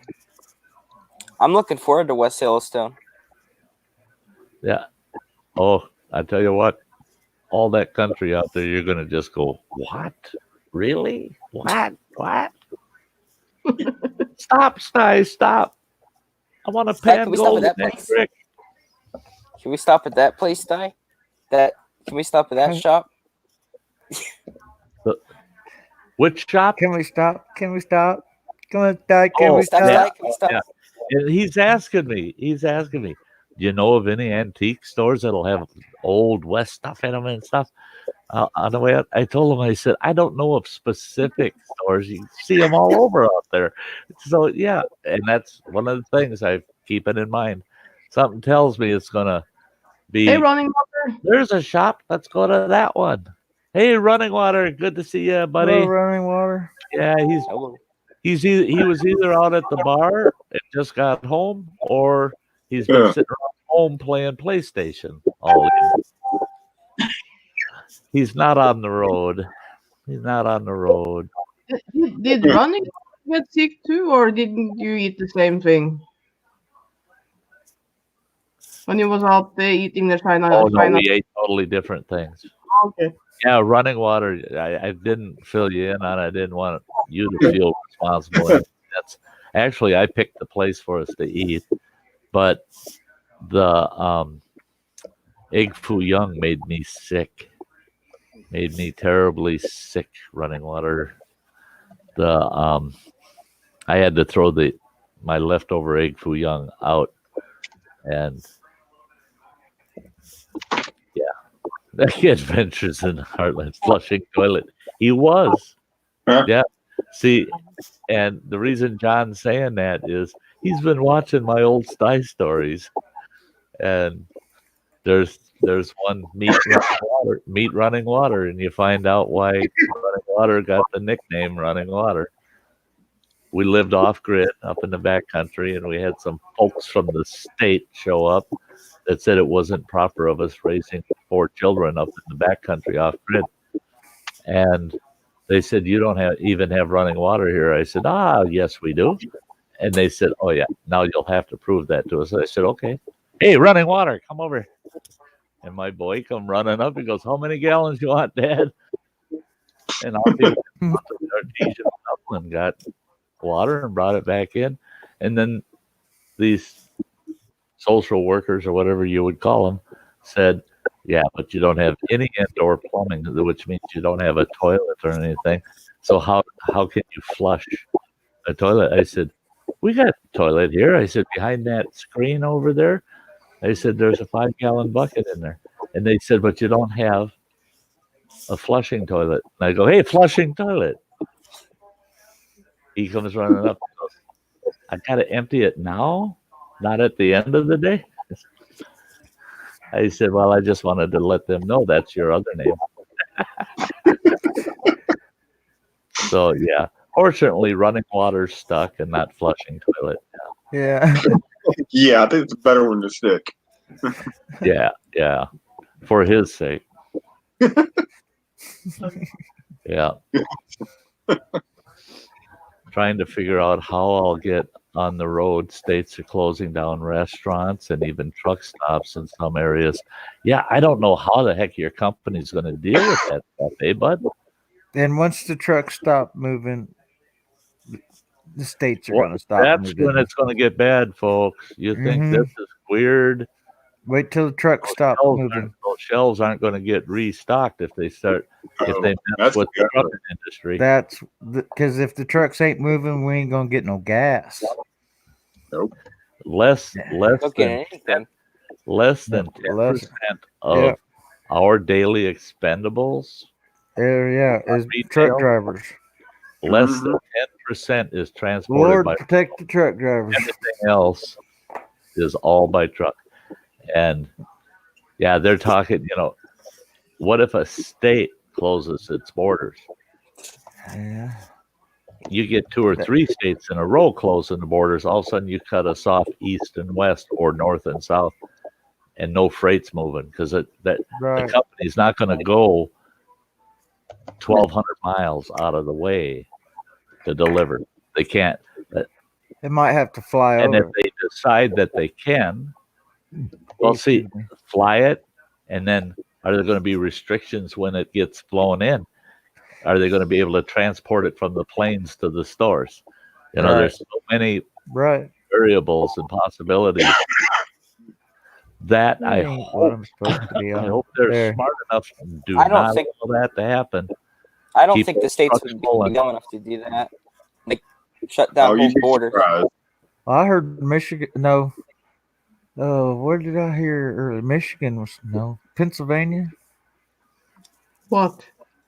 I was thinking there was one state already closed its border. I heard somebody say something that I think it was earlier on your stream earlier. Who said that? Not Michigan. No. I know here in Pennsylvania nothing's like that. No. But I saw that in that I can't remember. hand stream. Somebody made a comment that a certain state was anticipating the possibility of closing state borders. So Well, you remember seeing that too, then? That's a Yeah. bad idea. And I didn't have a chance to try to follow it up and see where they got Me their neither. information from or what. But Thank you, But, you know, Sky. Now I know I'm not off the wall. They're probably just worried about crowds of people, really. Right. Yeah. You know, and Wonder why they that's it, shut down truck stops, though. That makes no sense. because there's lots of people in their truck stops. Travel. They're Oh, really? traveling people. Travel from one state to another state. Governor of Illinois has ordered the closure of all dine-in restaurants and bars until at least the end of March. They did that in Ohio, too.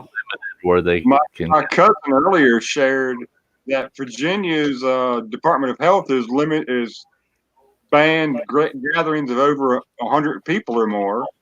So that means like Walmart, bars, restaurants, churches. Yeah, like the bars are so packed all the time. Like that one. See, I was surprised. Some states, they shut down all the state schools, like Michigan had. Initially, it was all just state, any public schools. Wisconsin, right away, they went to shutting down all schools, public, private, and charter. Every school is shut down. Head Starts. Now, this is tough because people that are still working are able to still work. All of a sudden, all their kids are at home. They have no Head Starts Right. for them to go to, no daycare centers. They're shutting them down.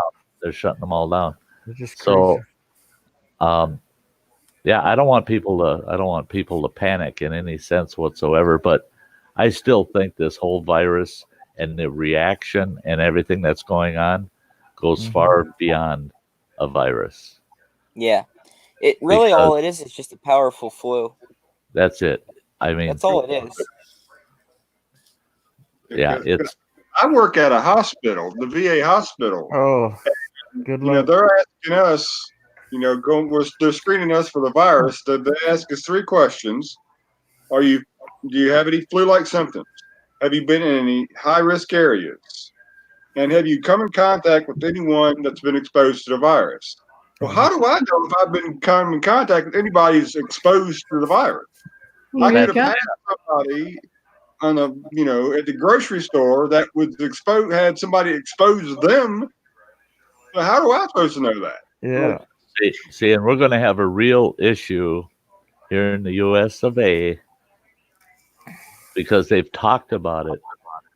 That once the testing supply meets the need, that unless you self-quarantine, Paul. you'll have to be tested and have Paul Michael. and carry a test certificate with you that you tested Clean. negative Yeah. to be out in the public.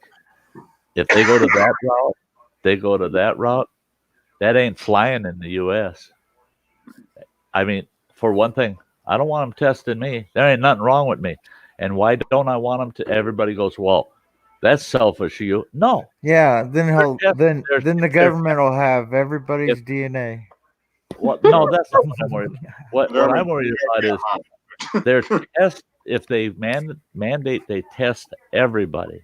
Yeah. Now, we had that happen back in my career just with our drug testing, cross-contaminating samples. Right. And you can do that with individuals.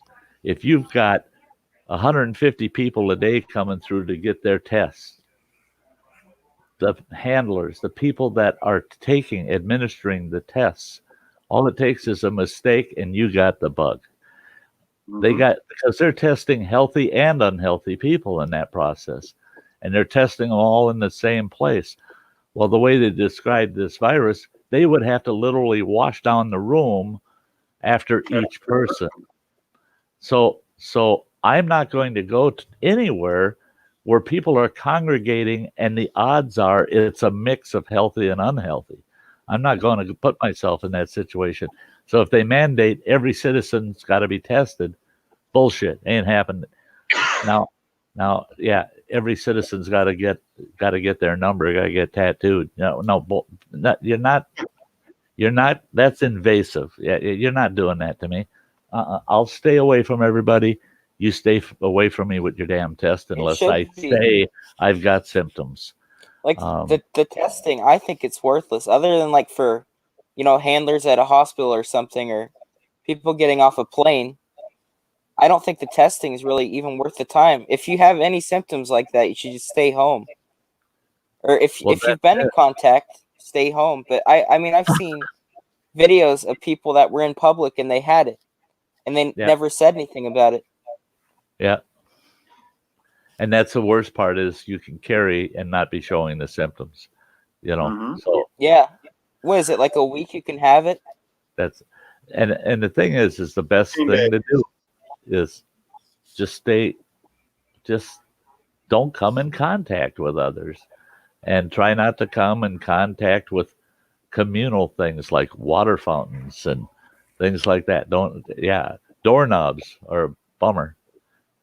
People say, well, wet wipes won't help you at all. Well, one thing they will do, though, is open the door for you without having to make physical contact to the doorknob, and yeah, it's just really, really common sense kind of issues.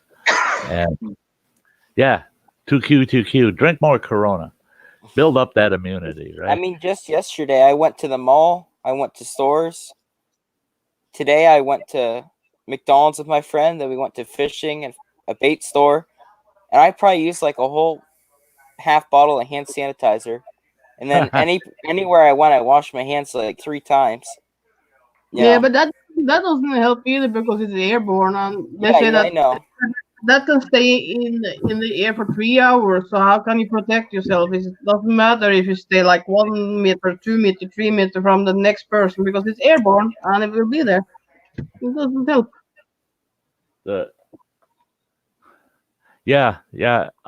John, Adventures in the Heartland, the 6th C. Bounty. Common sense. People don't have that anymore. I got no sense. I don't care if I get it, but it's just if I was to spread it to my dad or something, So I'm not going out anymore. And that's the thing is I got no problem with them isolating nursing homes, any kind of home that services high risk patients that have underlying health issues.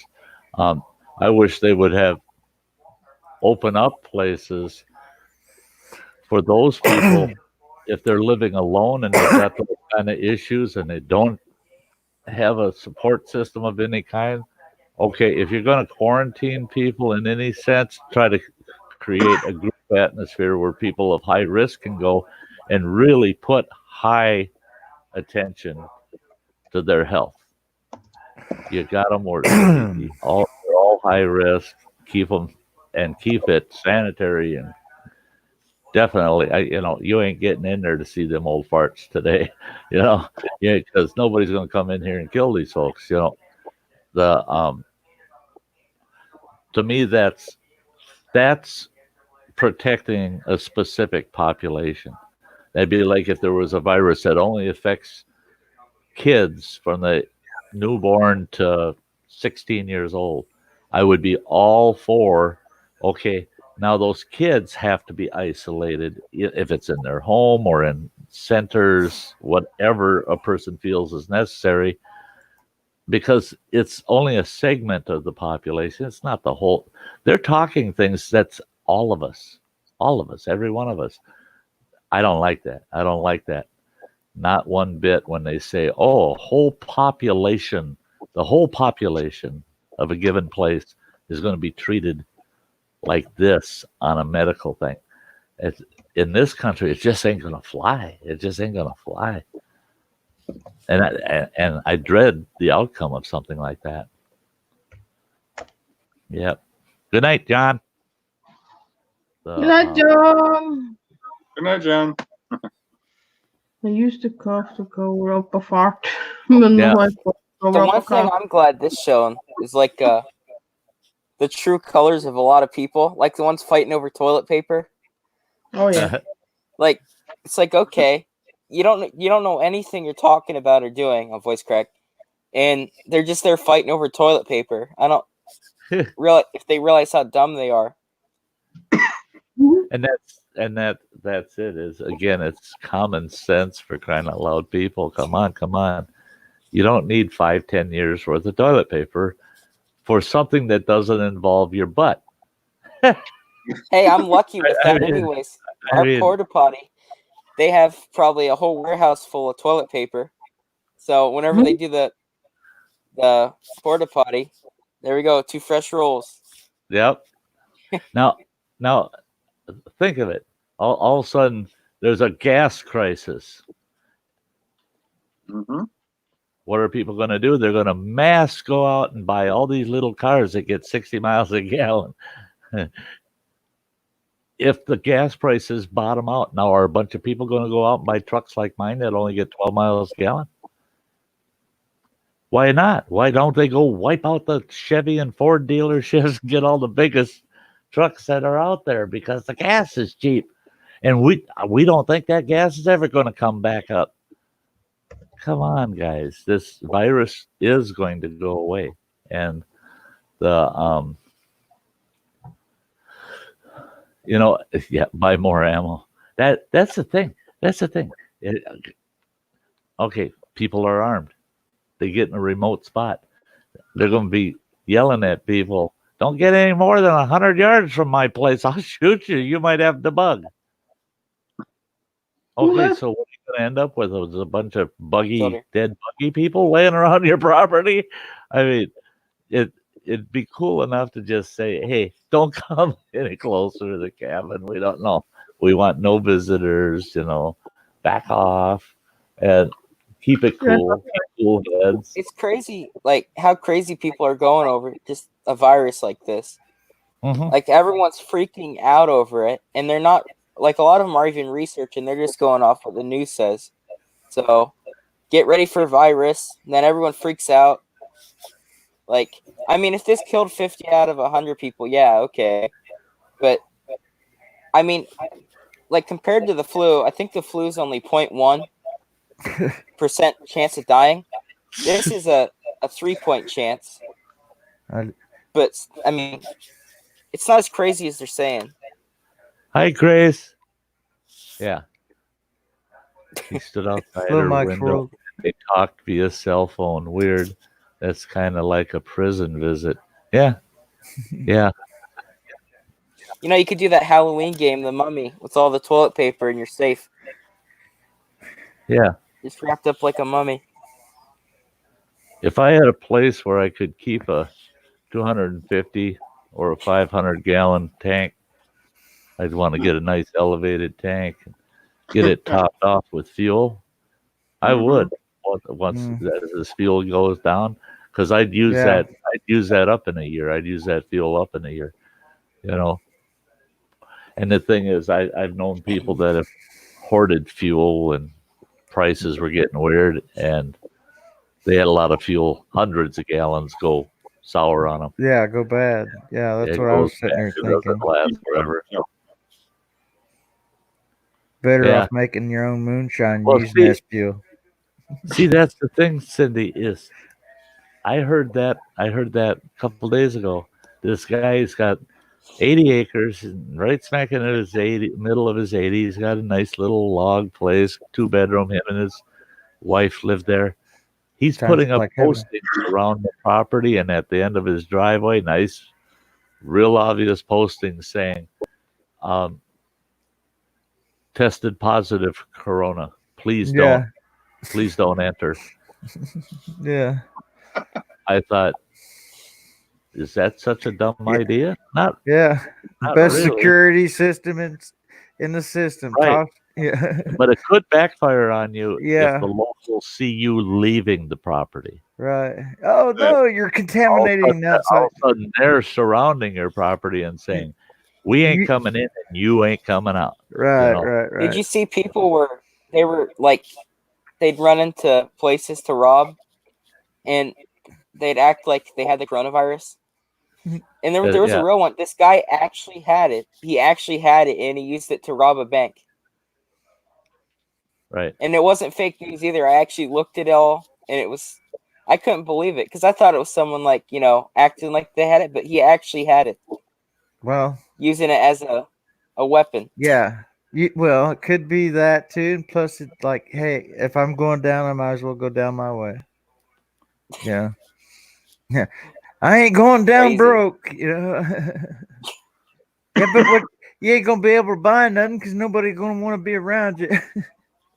You're not gonna get laid. More than you wipe it. Is that a bad thing?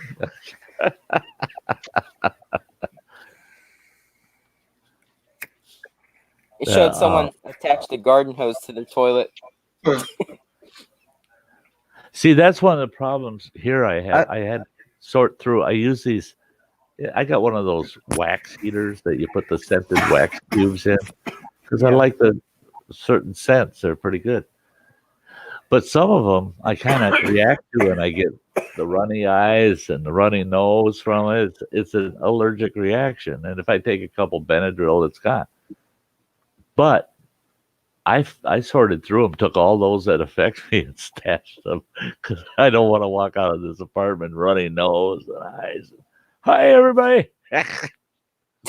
Next thing I know, they quarantined me in my apartment. It's tough to get out of here the way it is. Some people will backhand you if you start coughing by them.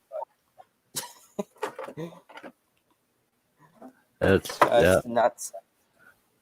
Someone was working at a contract job in Walmart, had to run to the bathroom, couldn't just hook her iPad fast enough, so she just threw a tissue on it to make it look like it was dirty. I had a friend come over the other night, and I started coughing, and she turned around. Oh, I'm gonna bitch about you getting me corona. I'm like, don't be bitching about that. You came into my self-quarantined area and interfered. Yeah, don't be bitching about me coughing in my own house. All of a sudden, all of us got our own bubbles, Mm-hmm. They're already local gas stations. They're talking about that locally here about the gas stations, is that they're talking about installing,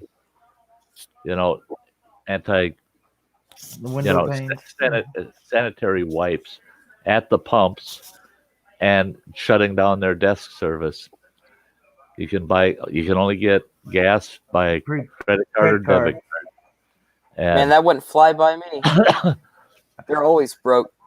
That would generally pee me off. Every time we use the card, they come on the thing. It says, "Please see cashier." It's like, why go through all the pain of doing that, and then it says, "See a cashier." Anyway, That what ticks me off when I'm waiting on the receipt, because I keep the receipts because the truck I drive is for the business, mom's business. Well, yeah, technically. So I get to use the gas credit card. I got a Capital One credit card, emergency card, and I use that for gas, and I keep the receipts. And I be sitting out there in the middle of a cold day, and then it's like, please see attendant, and I'm like, I gotta walk all the way in, and they're packed, and I'm like, I don't want to go in. That's the reason I pay at the damn pump. And a lot of times are taxi with it. Or I don't want to go in. You go into like, oh, do I have to do that? It's Yeah. like, come on. Maybe I'll hit the button. Bring me the receipt for my gas receipt. Yeah. I'm not walking in. You will bring it to me.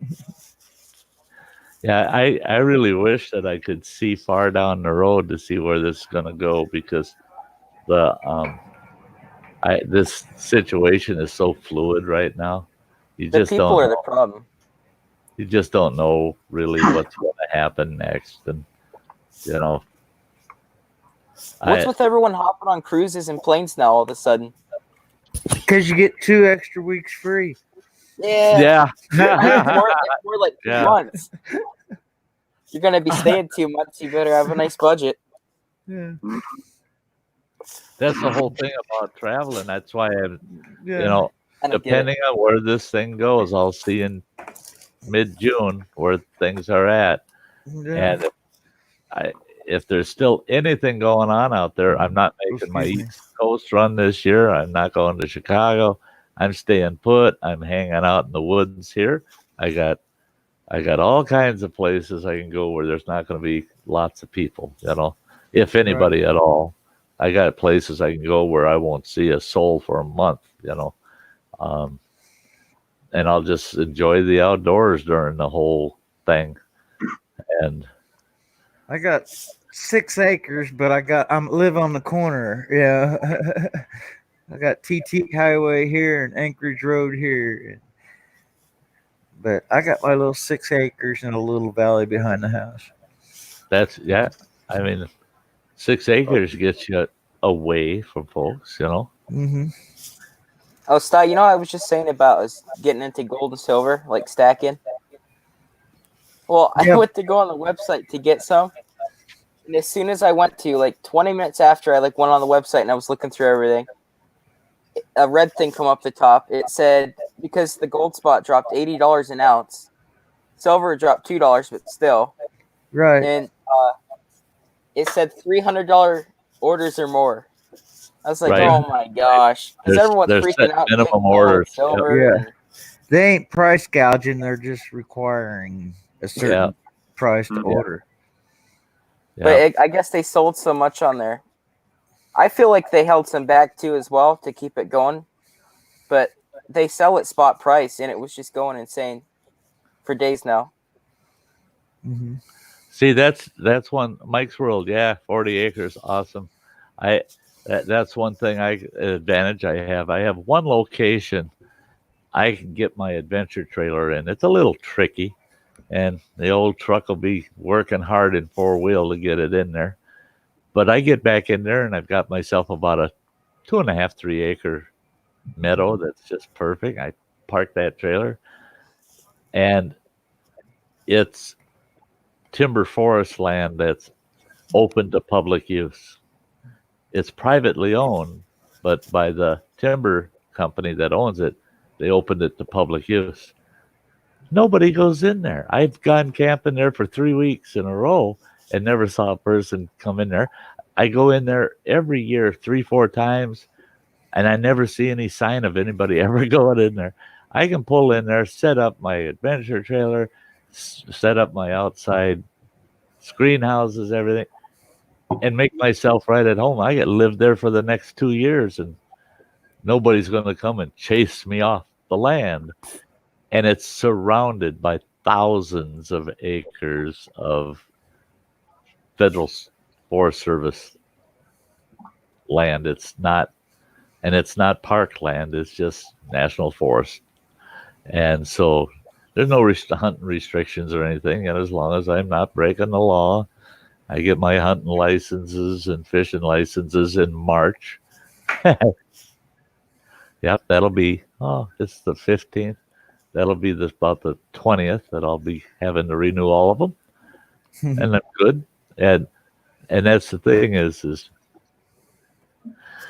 location, it doesn't have to be a big piece of property, but what's around it, what's nearby, what's around, what kind of resources do you have? And the location I'm talking about, if I come out just truck only, I'm 6 miles either direction, about 6 miles to a tiny little town, both directions. So in the worst case, I got 2 little towns close by.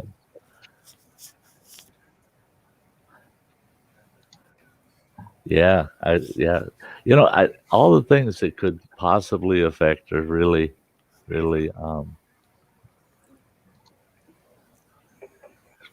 some odd things could happen yet. Yeah.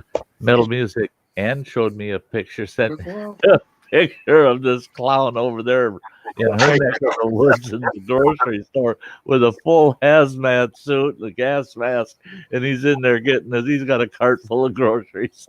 And everybody else in the store is looking at him like, check out the moron. Look at the moron. Yep. It's like, what the hell? I mean, if anything, working for the World Health Organization or CDC, he's just a goofball. But if there's CDC on his back, that's when I say, I guess I didn't need groceries today. I ain't touching nothing. I'm getting out of here. Yeah. Yeah, you don't want to run into a group of fellas from CDC and they're all geared up. It's like, oh no, that's all right, guys. I'm going back that way.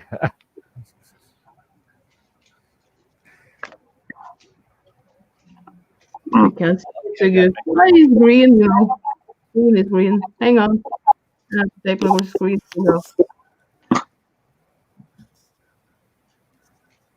I'm forward. Oh yeah. There it is. Yeah. For some reason, I get the feeling that this guy's a little nervous.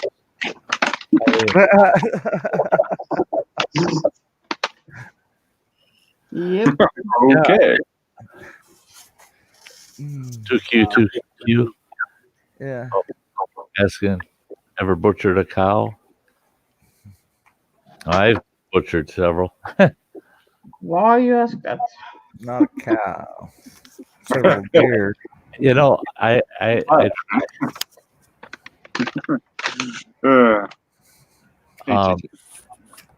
I'd prefer to butcher deer YouTube.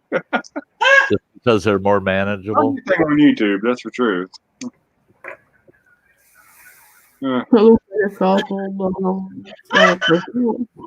you go. That's right. Yeah, that is. Yeah, I can see you out there now with the laptop and the cow standing there. Hey, cow, do you understand any of this? What I'm supposed to do to you? I'm gonna have to get a different video. This one just isn't helping. The zombie attack. Well, think about it. If people start panicking to the degree where they see somebody sniffling, somebody sneezing or coughing, and they panic over that person amongst them. All of a sudden, you've got masses of people running out of a building, stomping others to death because there's a zombie after them. Now, Nick, he's safe. He's safe from the wood chip virus. Yeah, the wood chip virus. Yep. Hey, Lizzie Ann. You need safety glasses. Keep the wood chip virus. Get in your eyes, man. Yeah.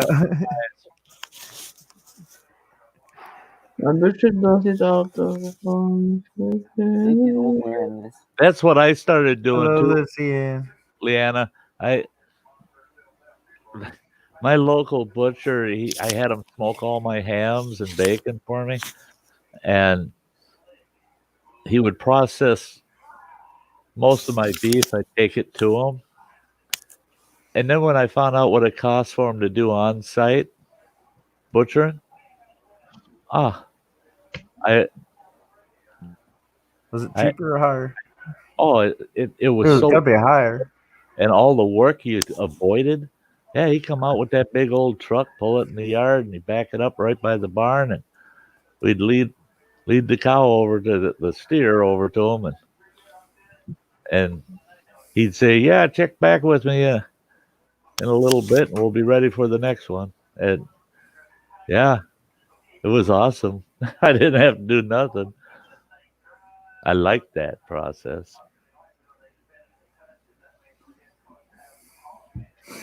Yeah, and that was true for us too. Is that there was a lot less stress on the cattle. that you're not transporting them, you're not butchering them. And if you got a good local butcher with a with a mobile butchering unit, yeah, they come out and it's quick, humane, and it gets done so fast. It's worth every penny. First thing I'm doing once I move out is ordering a whole cow and a whole pig. You put it in the freezer. Yeah. You better get yourself one big freezer, boy. There's 4 here at this house, so I'm ready. Oh man, especially for a full beef. Look at Mike's all geared up. Oh, that's Cindy. Oh, is that Cindy? Can't tell. You know, they don't. That's because that price of gas gas. and some of the stuff he eats. She has to wear that when she goes to bed. Ghost pepper garden. I had a half a dozen masks, and they weren't cheap either. I had a half a dozen masks and 4 cases, a case for each mask. In a sense, because 2 were considered just spare masks in case you have one fail on you. I have to get one for my wife. But they gas mask. For going when we go to bed. All of mine. So yeah.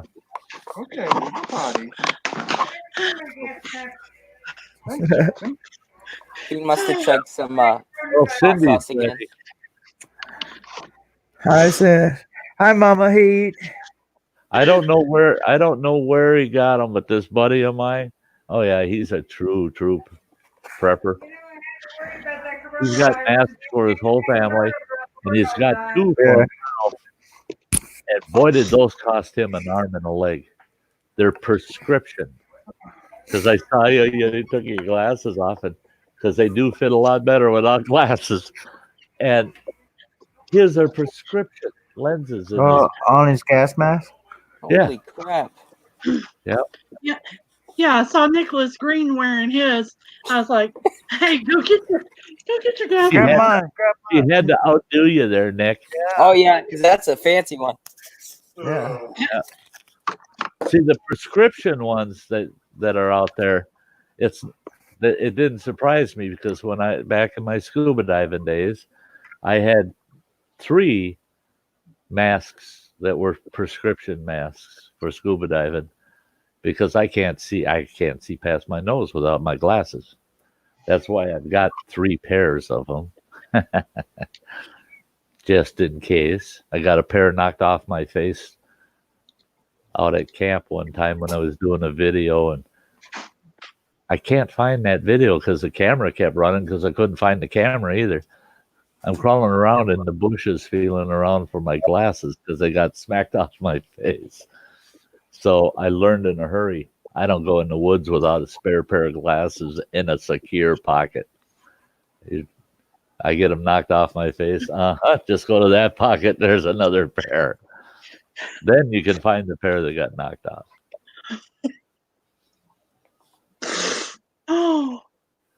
Oh yeah, little music saying that somebody.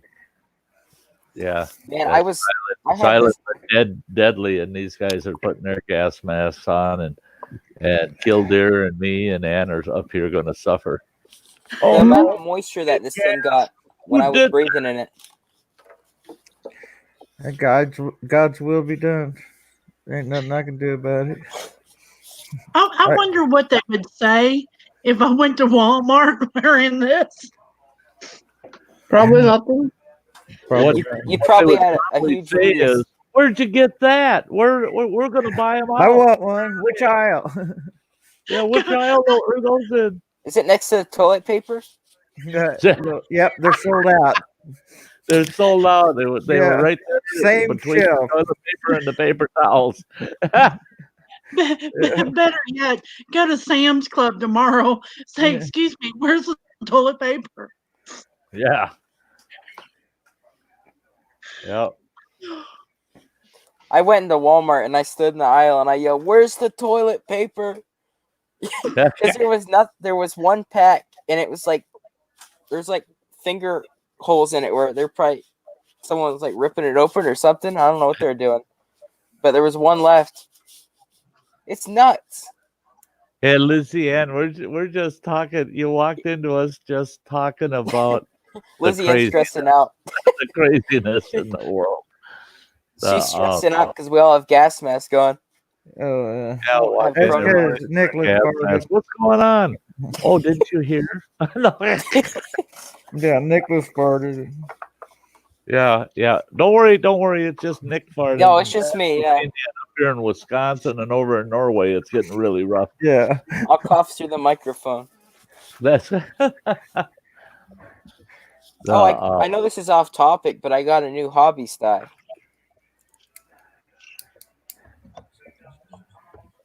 Corn? Diorama. Or dioramas, whatever. Yeah. I got a bunch of Indians and a buffalo. I was going to make one. Oh, Cool. fun. I was going to try to, once I do trips, I'll do a scene from each trip, and I'll make a diorama out of it. I got the stand here. What's all that corn for? Going across Kansas? Oh, I'm just going to, this will probably just be my first one, just trying it out. I could do one from here to Chillicothe, man. I can just be corn, soybeans, corn, soybeans, corn. If I wanted one of my road, it's just, corn, road, soybeans. Maybe like an Amish kid on the road. That's it. Yeah. That's all I see when I go down the highway, cross country in northern Missouri. Yeah. Well, guys, we hit the 4-hour mark. Oh, wow. Shutting her down. You can keep going, son. Oh, no. Don't encourage me. I'm tired. 11 o'clock. Tired. And you're just falling asleep. Yeah, I took some pain or Well, relax. What time is She it? did a 6-hour live stream right Yeah, I know, before and then- she came onto this one. Yeah. Where do you think I've been all day? Right? I was right beside you. Yep. Yeah. I started out at Adventures in the Heartland, went to Anne, and I stayed with her until about the last 20 minutes, half hour, and then I got prepped for mine and been going here. So Yeah, you I left got a about little 10 earlier. hours. I got about 10 hours We in. had like 10 hours stream, Right. or more, 10 hours and 30 minutes that I've been on stream, Yep. Yeah, I'm ready for a break. so 'cause My pretty ears much are all killing day me. I've had lives to watch. Like, I'll have once you jump cauliflower ears from there, I tomorrow. come here. Well, the thing is just so everybody's aware, there's probably going to be a lot of live streams going on for the next 4 weeks. Yeah. Everybody's stuck at home. If they're not outdoors enjoying it, they're stuck at home.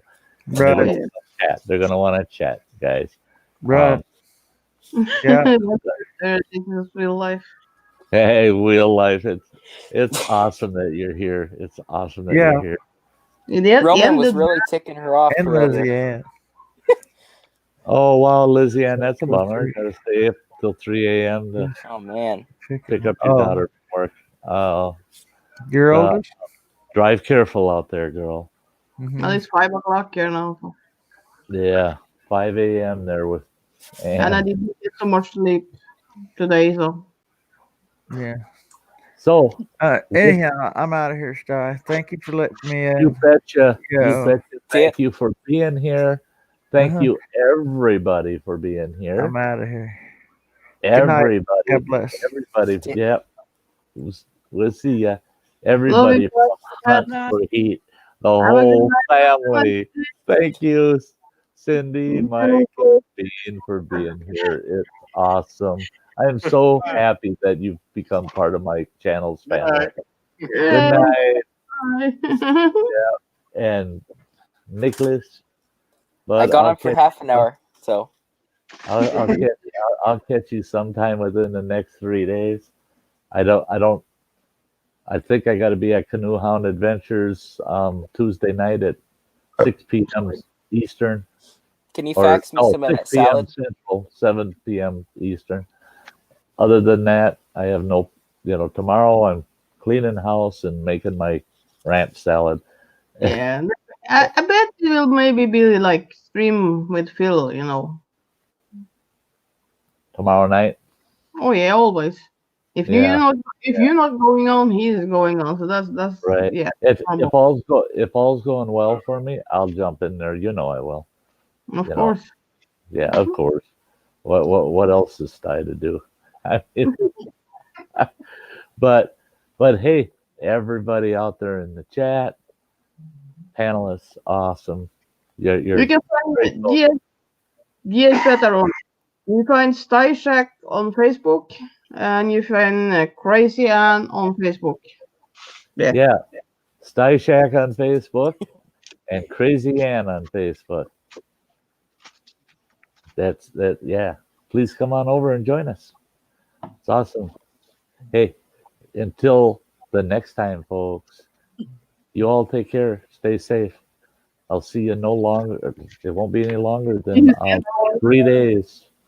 And that'll be around the campfire again. Good night, folks. Night. Good night.